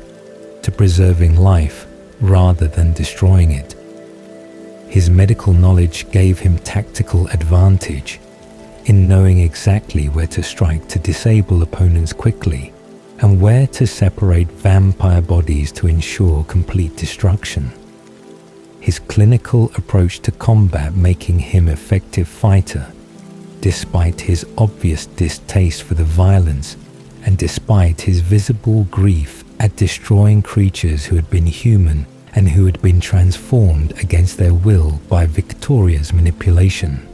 Emmett Cullen's enthusiasm for combat represented his personality and represented his confidence in his own strength, which was exceptional even among vampires, and which made him a formidable opponent for newborns, whose strength advantage was negated by Emmett's own physical power, and by his experience that allowed him to use leverage and technique rather than relying solely on brute force. His joy in the fight was evident in his laughter and in his taunts to opponents who attacked him, his competitive nature making him treat battle like sport rather than treating it like life or death struggle, even though the stakes were absolute and the consequences of failure would be catastrophic for everyone he loved. Rosalie Hale's fierce protection of Emmett manifested as her staying close to him during the battle, and as her intervening when multiple newborns attempted to overwhelm him through coordinated assault that might have succeeded against isolated fighter, but that failed against two experienced vampires who worked together and who covered each other's vulnerabilities. Her fear for Emmett's safety made her more aggressive and more vicious than she might otherwise have been. Her willingness to take risks and to expose herself to danger in order to protect him, demonstrating the depth of her love and the strength of their bond that had survived decades and that would survive this battle if they could eliminate the threats before the newborn numbers overwhelmed the defenders. Esme Cullen's maternal fury when her family was threatened transformed her from gentle, peaceful vampire into devastating fighter, whose speed and whose precision surprised the newborns, who made the mistake of assuming that female vampire who looked like suburban mother would be easy target or would be weak link in the Cullen defense. Her protection of her family and her determination to preserve the home and the life they had built in Forks made her formidable despite her lack of combat experience and despite her general preference for nurturing rather than for destroying. The threat to her children awakening protective instincts that overrode her peaceful nature and that made her as dangerous as any warrior when those she loved were in danger. The Wolfpack's devastating effectiveness came from their coordination through the telepathic link that connected them during transformation, and that allowed Sam Yuli's alpha commands to direct their movements and to synchronize their attacks in ways that individual wolves could never achieve alone. Their natural advantage came from the newborns' complete inexperience fighting werewolves, whose speed and whose size and whose teeth were designed by nature to destroy vampires, and whose presence in battle was unprecedented in most vampires' experience and was certainly unprecedented in newborns' limited knowledge of supernatural threats and supernatural combat. Sam Yuli's alpha coordination used the pack mind to position wolves optimally and to direct coordinated strikes that isolated newborns and eliminated them before they could adapt to fighting opponents whose tactics were unfamiliar and whose abilities were outside newborn understanding of vampire combat. The pack's discipline and the pack's willingness to follow Sam's commands without hesitation gave them advantage that compensated for their smaller numbers compared to the newborn army. Their efficiency in destroying vampires making each wolf worth multiple newborn fighters and making the alliance strategy work exactly as Jasper had predicted it would work. Leah Clearwater's fierce determination to prove herself as capable as any male wolf drove her to take risks and to seek out the most dangerous opponents. Her bitterness about her transformation and her resentment about being forced into pack mind making her channel her anger into combat effectiveness that surprised even Sam, who had doubted whether female wolf could match male wolves in strength and in combat capability. Her kills were efficient and were brutal. Her technique refined through the training sessions with Jasper and through her own natural athleticism that translated into supernatural grace and supernatural power when she transformed. Quilatera and Embry Call's tag team tactics demonstrated the advantage of wolves who had grown up together and who understood each other's fighting styles and who could coordinate without needing explicit alpha commands to direct their movements. Their friendship translated into combat partnership that allowed them to cover each other and to set up strikes that isolated newborns and exposed vulnerabilities that single wolf might not have been able to exploit alone. Their success rate making them among the most effective fighters in the battle, despite their relative youth, and despite their limited experience with actual combat, rather than with training exercises. The systematic elimination of the newborn army's numerical advantage happened quickly, as the Cullen Wolf Alliance exploited the newborns' lack of coordination and exploited their inability to adapt to fighting opponents who worked together and who used strategy rather than relying on brute strength and overwhelming numbers. Within the first 20 minutes of combat, the newborn army had been reduced from 21 fighters to fewer than 10. The losses creating panic among the survivors, who began to recognize that they had been sent into trap and that Riley's promises about easy victory had been lies, or had been based on faulty intelligence about the Cullens' capabilities and about the alliance that no one had anticipated or had prepared for. Victoria and Riley's separate approach to the mountain campsite happened simultaneously with the main battle. Their plan to use the army as distraction, while Victoria personally killed Bella,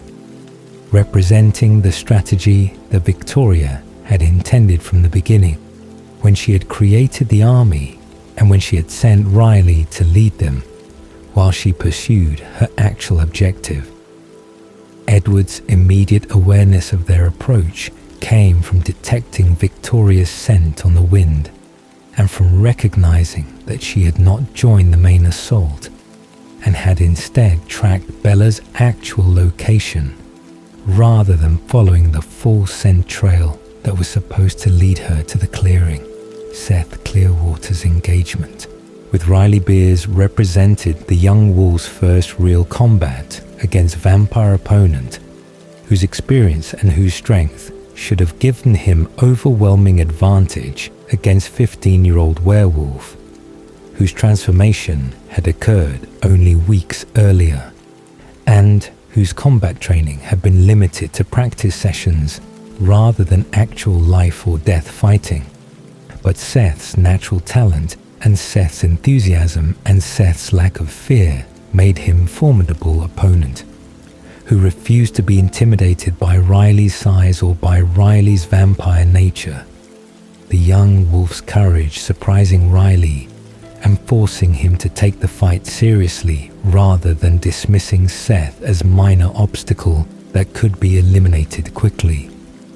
Edward's battle with Victoria represented confrontation between two experienced vampires whose abilities and whose motivations made them evenly matched. Despite Edward's advantages in mind reading, and despite Victoria's advantages in evasion and in survival instincts that had kept her alive through decades of dangerous existence, the dance between them was beautiful and was deadly, their movements too fast for human eyes to track, and their strikes too powerful for human bodies to withstand, each looking for opening and looking for moment of inattention that would allow decisive blow that would end the fight permanently. Victoria's taunts about killing Bella slowly and about making Edward watch while she destroyed the human girl he loved were designed to provoke emotional reaction that would compromise his control and would create opening for attack. Her understanding of psychology and her understanding of Edward's devotion to Bella, making her believe that emotional manipulation would succeed where physical combat had reached stalemate. Her rage about James's death fueled her determination to make Edward suffer as she had suffered, her need for revenge overriding her survival instincts and making her take risks that a more cautious fighter would have avoided. Edward's controlled fury at Victoria's threats represented his ability to channel emotion into focus rather than allowing emotion to compromise his effectiveness. His centuries of experience with controlling his nature and controlling his reactions, making him able to fight efficiently despite his terror that Victoria might succeed and might reach Bella before he could stop her. His mind-reading advantage allowed him to anticipate Victoria's moves and allowed him to counter her feints and her deceptions, but her ability to change decisions at last instant and her willingness to flee rather than commit to strikes made her difficult to pin down and difficult to destroy despite his superior strength and his superior experience. Riley's death came when Seth managed to exploit moments of overconfidence and managed to sink his teeth into Riley's arm and to use his werewolf strength to tear the vampire apart despite Riley's attempts to break free. And despite Riley's recognition in his final moments that Victoria had manipulated him and had lied to him and had sent him to his death without caring about his survival or about his well-being. The young vampire's betrayal and his wasted immortality represented tragedy that Seth recognized even as he completed the kill. The werewolf's howl of triumph mixed with something that might have been regret for destroying creature who had been victim as much as he had been threat. Victoria's destruction happened when Edward exploited her moments of distraction when she looked toward Riley's death, and when her attention shifted away from Edward for the crucial second that allowed him to close the distance and to strike with the precision and the power that centuries of restraint had built, but that protective fury unleashed without reservation. The systematic dismemberment followed the pattern that all vampire kills required, the separation of limbs and the decapitation, ensuring that Victoria could not regenerate and could not escape even if some fragments survived the initial assault. Bella's witness to Victoria's execution happened from her position near the tent where Edward had told her to stay while he fought, her human eyes barely able to track the movements, but able to see enough to understand that Edward was destroying the vampire who had threatened her and who had created army and who had caused the deaths and the destruction that had characterized the past months. The fire that consumed Victoria's remains represented the final ending of the vendetta that had begun with James's death in the ballet studio in Phoenix, and that had threatened to destroy everything that Bella and Edward had built together. The battle aftermath in the clearing revealed the complete destruction of the newborn army, with no survivors among Victoria's forces, and with no fatalities among the Cullen Wolf Alliance, despite the numerical disadvantage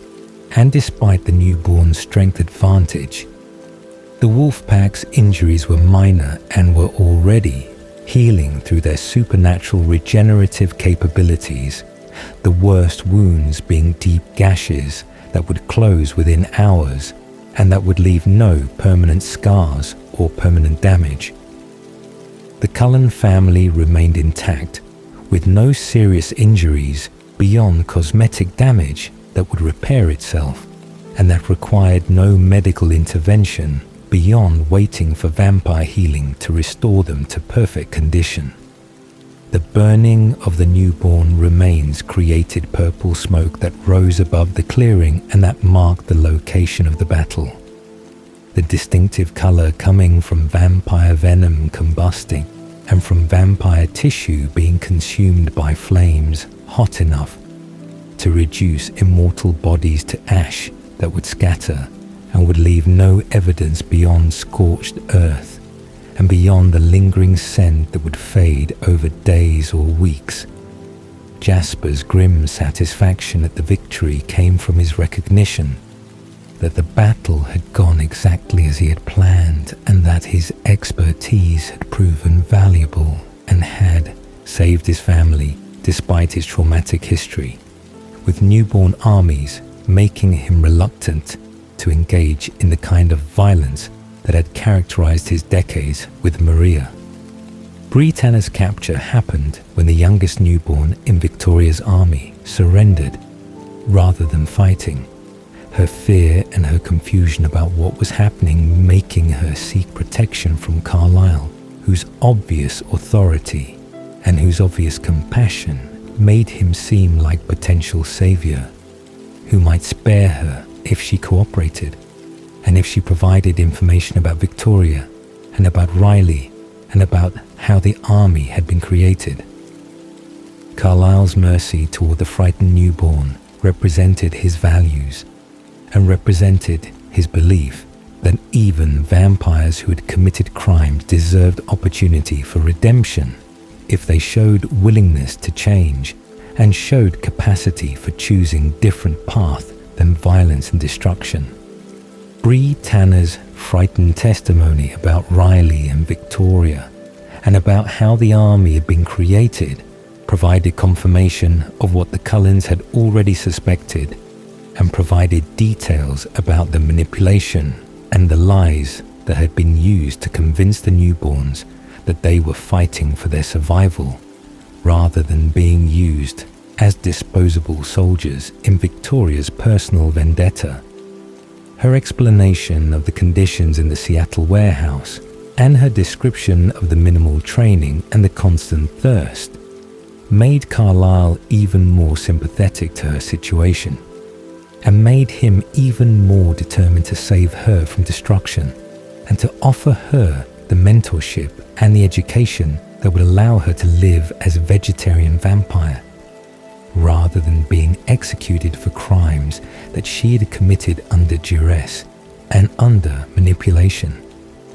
Esme's offered mentorship represented her maternal instincts and a genuine compassion for young vampire who had been victimized by her creator and who deserved opportunity to choose different path if given proper guidance and proper support. The hope that Bree might be spared created brief moment of optimism among the Cullens, who wanted to believe that Volturi law would allow mercy for newborn who had surrendered and who had cooperated and who showed genuine remorse for the violence she had participated in without fully understanding what she was doing or what the consequences would be. The Volturi arrival happened within minutes of the battle's conclusion, when Jane and Alec and Felix and Dimitri appeared at the clearing's edge and surveyed the aftermath with expressions that combined disappointment at finding the Cullens victorious with satisfaction at having opportunity to demonstrate Volturi authority and to enforce Volturi law regarding illegal newborn creation. Their timing suggested that they had been monitoring the situation and had been waiting to see the outcome before intervening. Their presence after the battle rather than during the battle indicating that they had no intention of helping either side and had intended only to clean up the aftermath and to punish whoever survived, regardless of whether that survivor was Cullen or was Victoria. Jane's displeasure at finding the Cullens intact and victorious was visible in her expression and in her tone when she questioned Carlyle about what had happened and about why illegal newborn army had been created in Cullen territory, and about whether the Cullens had been complicit in the creation or had been merely defending themselves against attack. Her suspicious nature and a general hostility toward covens,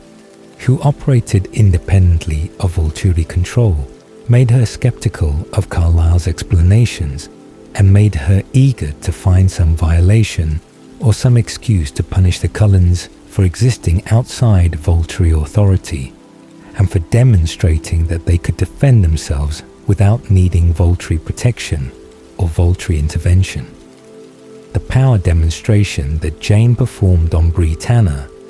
represented casual cruelty and represented reminder that Volturi authority rested on pain and on fear rather than resting on justice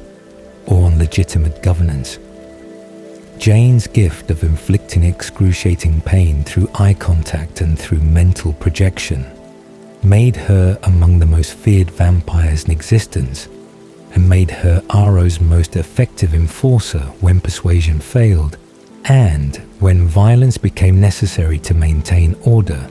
or to eliminate threats to Volturi supremacy. Bree's screams and Bree's convulsions demonstrated the effectiveness of Jane's ability and demonstrated the helplessness of victims who had no defense against mental attack, that bypassed physical barriers and that created suffering without leaving physical evidence or physical damage. Carlyle's plea for mercy on Bree's behalf invoked the newborn surrender and invoked her cooperation and invoked the mitigating circumstances of her creation and her manipulation by Victoria,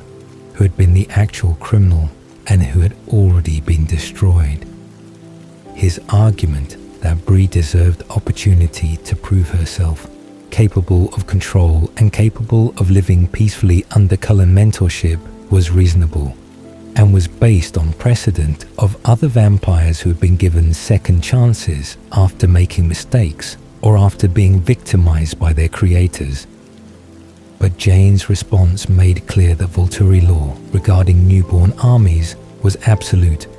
and was not subject to mercy or to exceptions regardless of circumstances or regardless of individual culpability. Felix's execution of Bree happened swiftly and happened without ceremony, the massive vampire strength allowing him to destroy the young newborn in seconds, despite her attempts to escape and despite her desperate pleas for the mercy that Carlyle had promised, but that the Volturi refused to grant. The casual nature of the killing shocked Bella, who watched from Edward's side and who recognized that vampire justice was brutal and was final and was unconcerned with human concepts of proportionality or rehabilitation or second chances. The Cullens' helpless witness to the injustice represented their subordinate position relative to Volturi authority and represented their inability to protect even surrendered enemies when Volturi law demanded destruction regardless of mitigating factors. Jane's confrontation with the Cullens after Bree's execution shifted focus to Bella, whose continued human existence represented ongoing violation of vampire law that the Volturi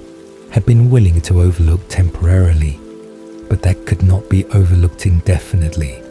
without undermining Volturi authority and without creating precedent that other covens might exploit to justify their own violations. Her reminder that Bella's mortality remained a problem and her implicit threat that patience was not infinite made Edward respond with promise that Bella would be transformed soon and that the violation would be corrected before the Volturi's patience expired and before enforcement became necessary. Edward's promise that Bella would be transformed represented commitment that he had been reluctant to make, but that circumstances now required.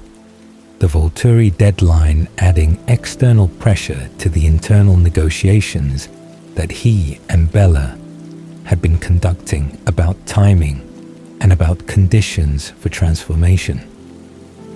Jane's acceptance of his promise was grudging and was accompanied by warning that the Volturi would be monitoring the situation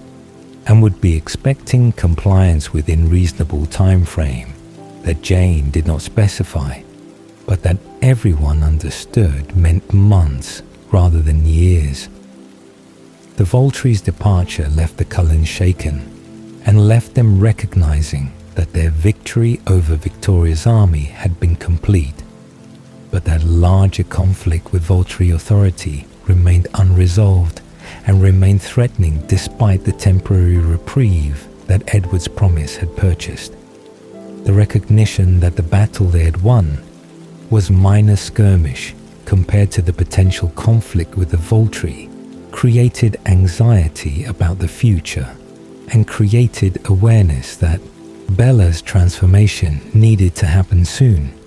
to eliminate the excuse that the Volturi might use to justify intervention or to justify destruction of the Cullen Coven. The graduation ceremony at Forks High School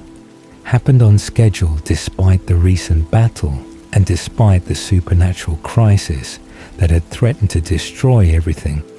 The normal human milestone proceeding as though nothing unusual had happened, and as though the students crossing the stage to receive their diplomas had not been living in town that had been target of newborn vampire army only days earlier. Bella's participation in the ceremony represented her commitment to completing her human experiences and represented her recognition that this was final normal milestone before transformation would end her humanity and would make future participation in human institutions impossible. Charlie Swan's parental pride at his daughter's achievement was genuine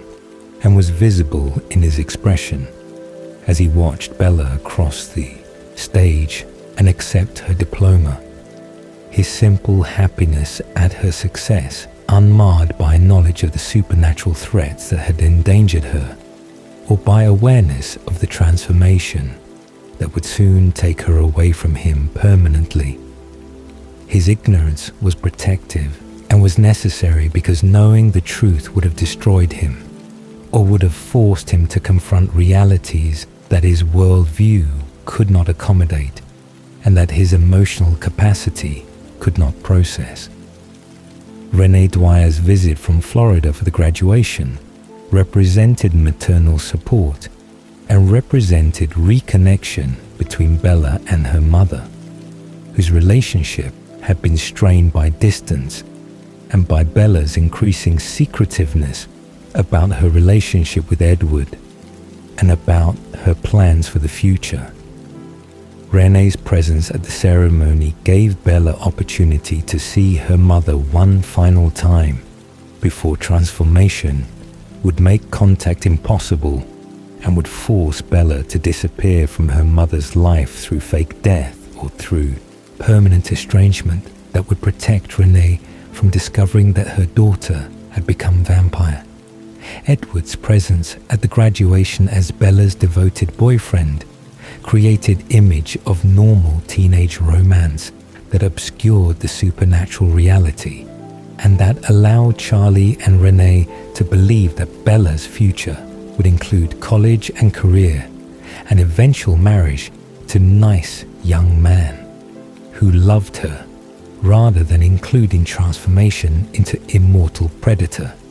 whose existence would violate everything that human society considered natural or acceptable. The normalcy of the ceremony contrasted sharply with the violence of recent days and contrasted with the transformation that was approaching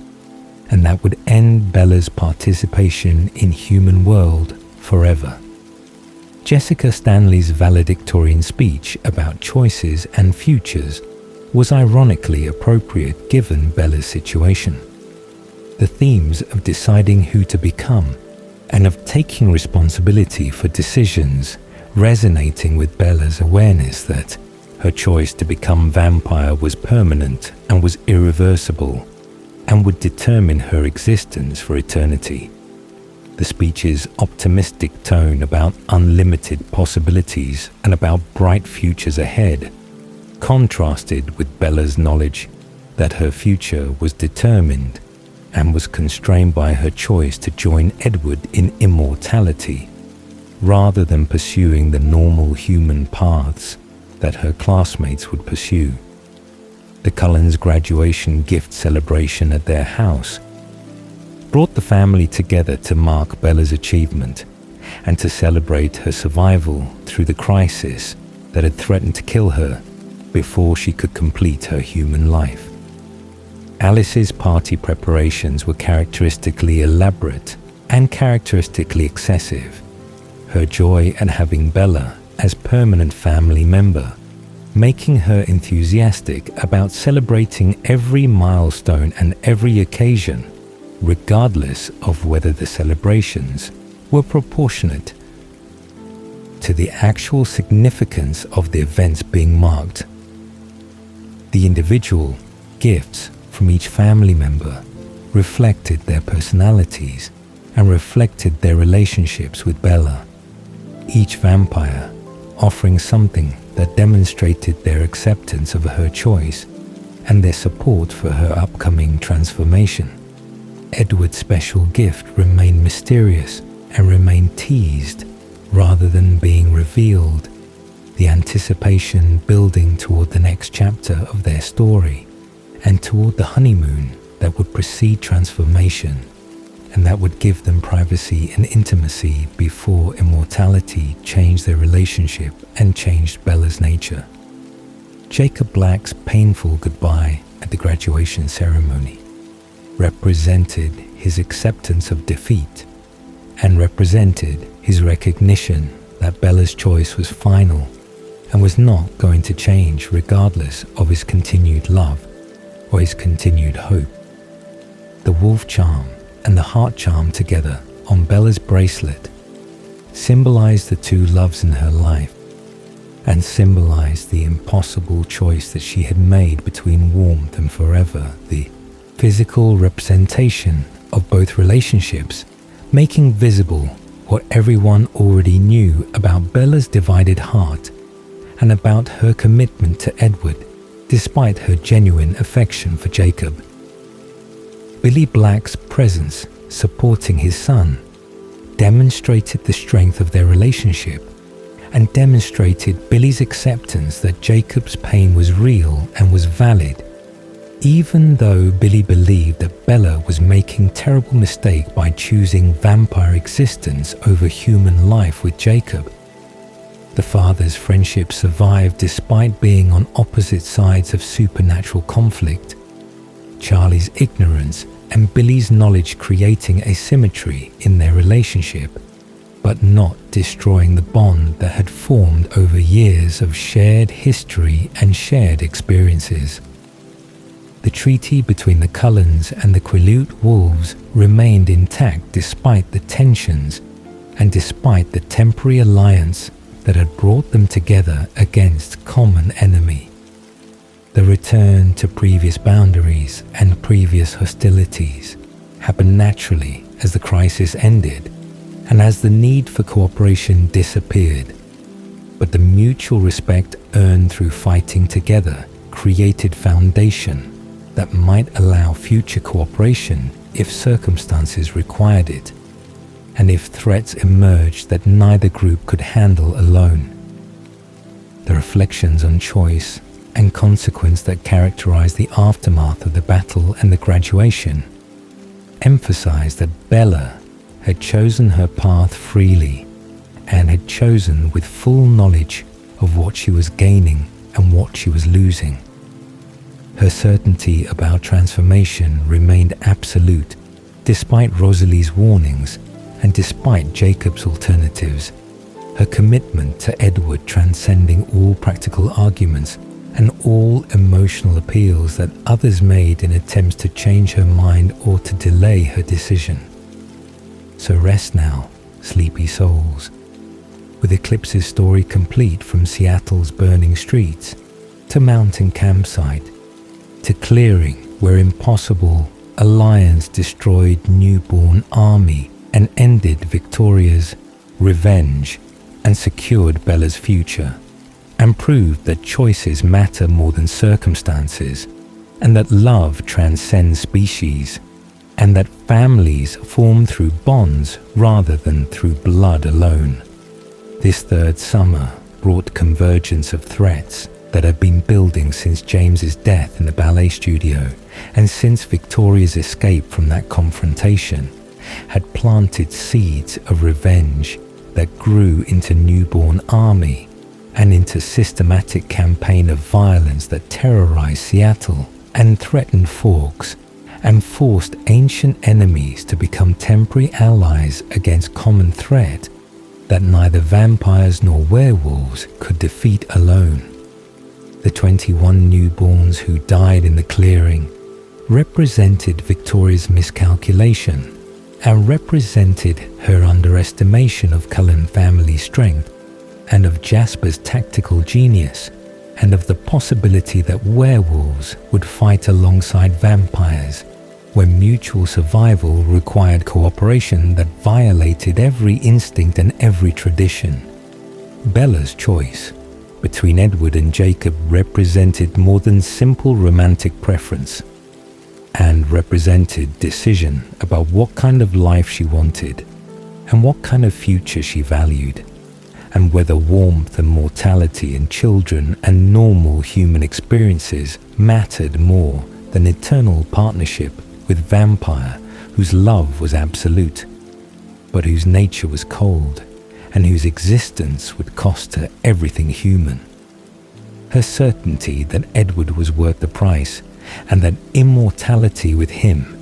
was preferable to mortality without him demonstrated commitment that transcended rational calculation and transcended practical concerns about what she would lose when transformation ended her humanity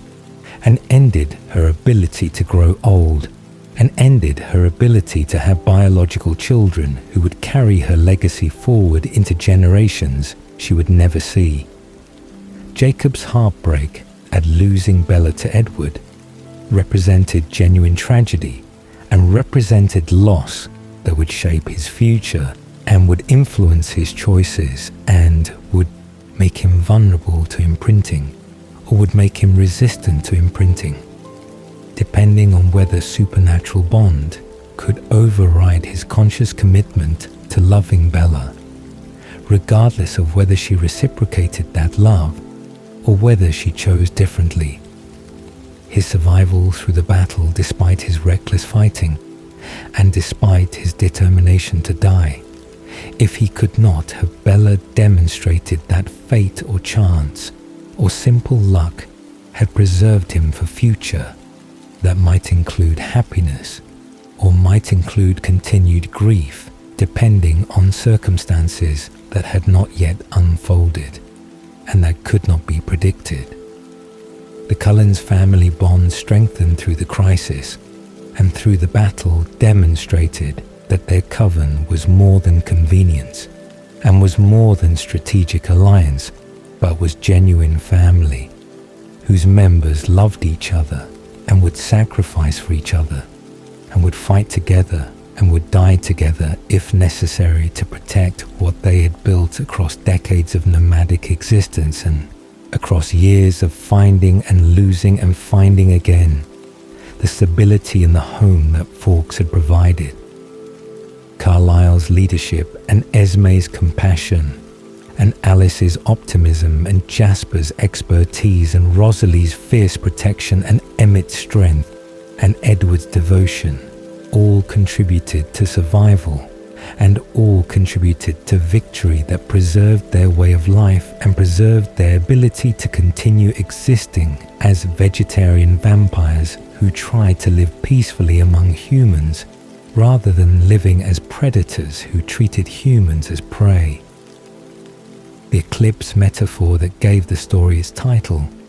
represented the darkness passing over the sun and represented the shadow that Victoria's revenge had cast over Bella's life and over the Cullens' existence during the months when threat was building and when violence was approaching and when nobody knew whether they would survive or whether the newborn army would destroy everything. The passage of the eclipse and the return of light represented victory and represented resolution of immediate threats, even though larger darkness remained in the form of Volturi attention, and in the form of Jane's warning, and in the form of the deadline that now governed Bella's transformation, and that made delay impossible without risking Volturi intervention. Bella's last human summer ended with her choice reaffirmed, and with her commitment to Edward absolute, and with her engagement announced, and with her graduation completed, and with all the human milestones achieved or abandoned, depending on whether they mattered enough to pursue before transformation would make them impossible. The wedding that Alice was already planning with characteristic enthusiasm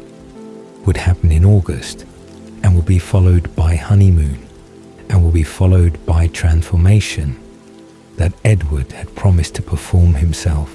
despite his fears and despite his worries that his control might fail and that he might kill Bella accidentally when he meant to transform her.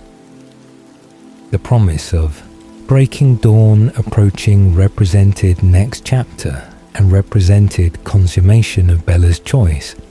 and represented beginning of her immortal existence that would bring unexpected complications and unexpected joys and unexpected children that nobody believed were possible when vampire bodies were frozen and were unchanging and were incapable of biological processes that human reproduction required. But those revelations remained in the future and remained unknown to Bella and to Edward as they prepared for wedding and prepared for honeymoon and prepared for transformation that would end one story and would begin another. Rest now knowing that even in darkness the dawn follows, and that even when shadows cover the sun, the light returns, and that eclipses are temporary, and that choices shape destinies in ways that cannot be predicted, but that must be honored,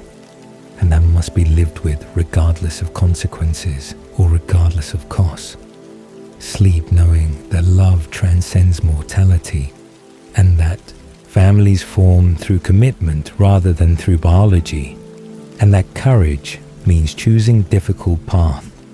when easy path is available, and when everyone is telling you that you are making mistake. The Quileute wolves return to their territory, and return to their patrols, and return to their lives, with the knowledge that alliance with vampires was possible, and that cooperation could succeed, and that traditional enemies could fight together when circumstances required it, and when mutual survival depended on setting aside hatred and setting aside instincts long enough to defeat common threat. The memory of fighting alongside Cullens would remain with them and would influence future decisions and would make future cooperation more likely if threats emerged that required combined forces. Bella's bracelet with its wolf charm and its heart charm represented the two loves and represented the two futures she had considered before choosing Edward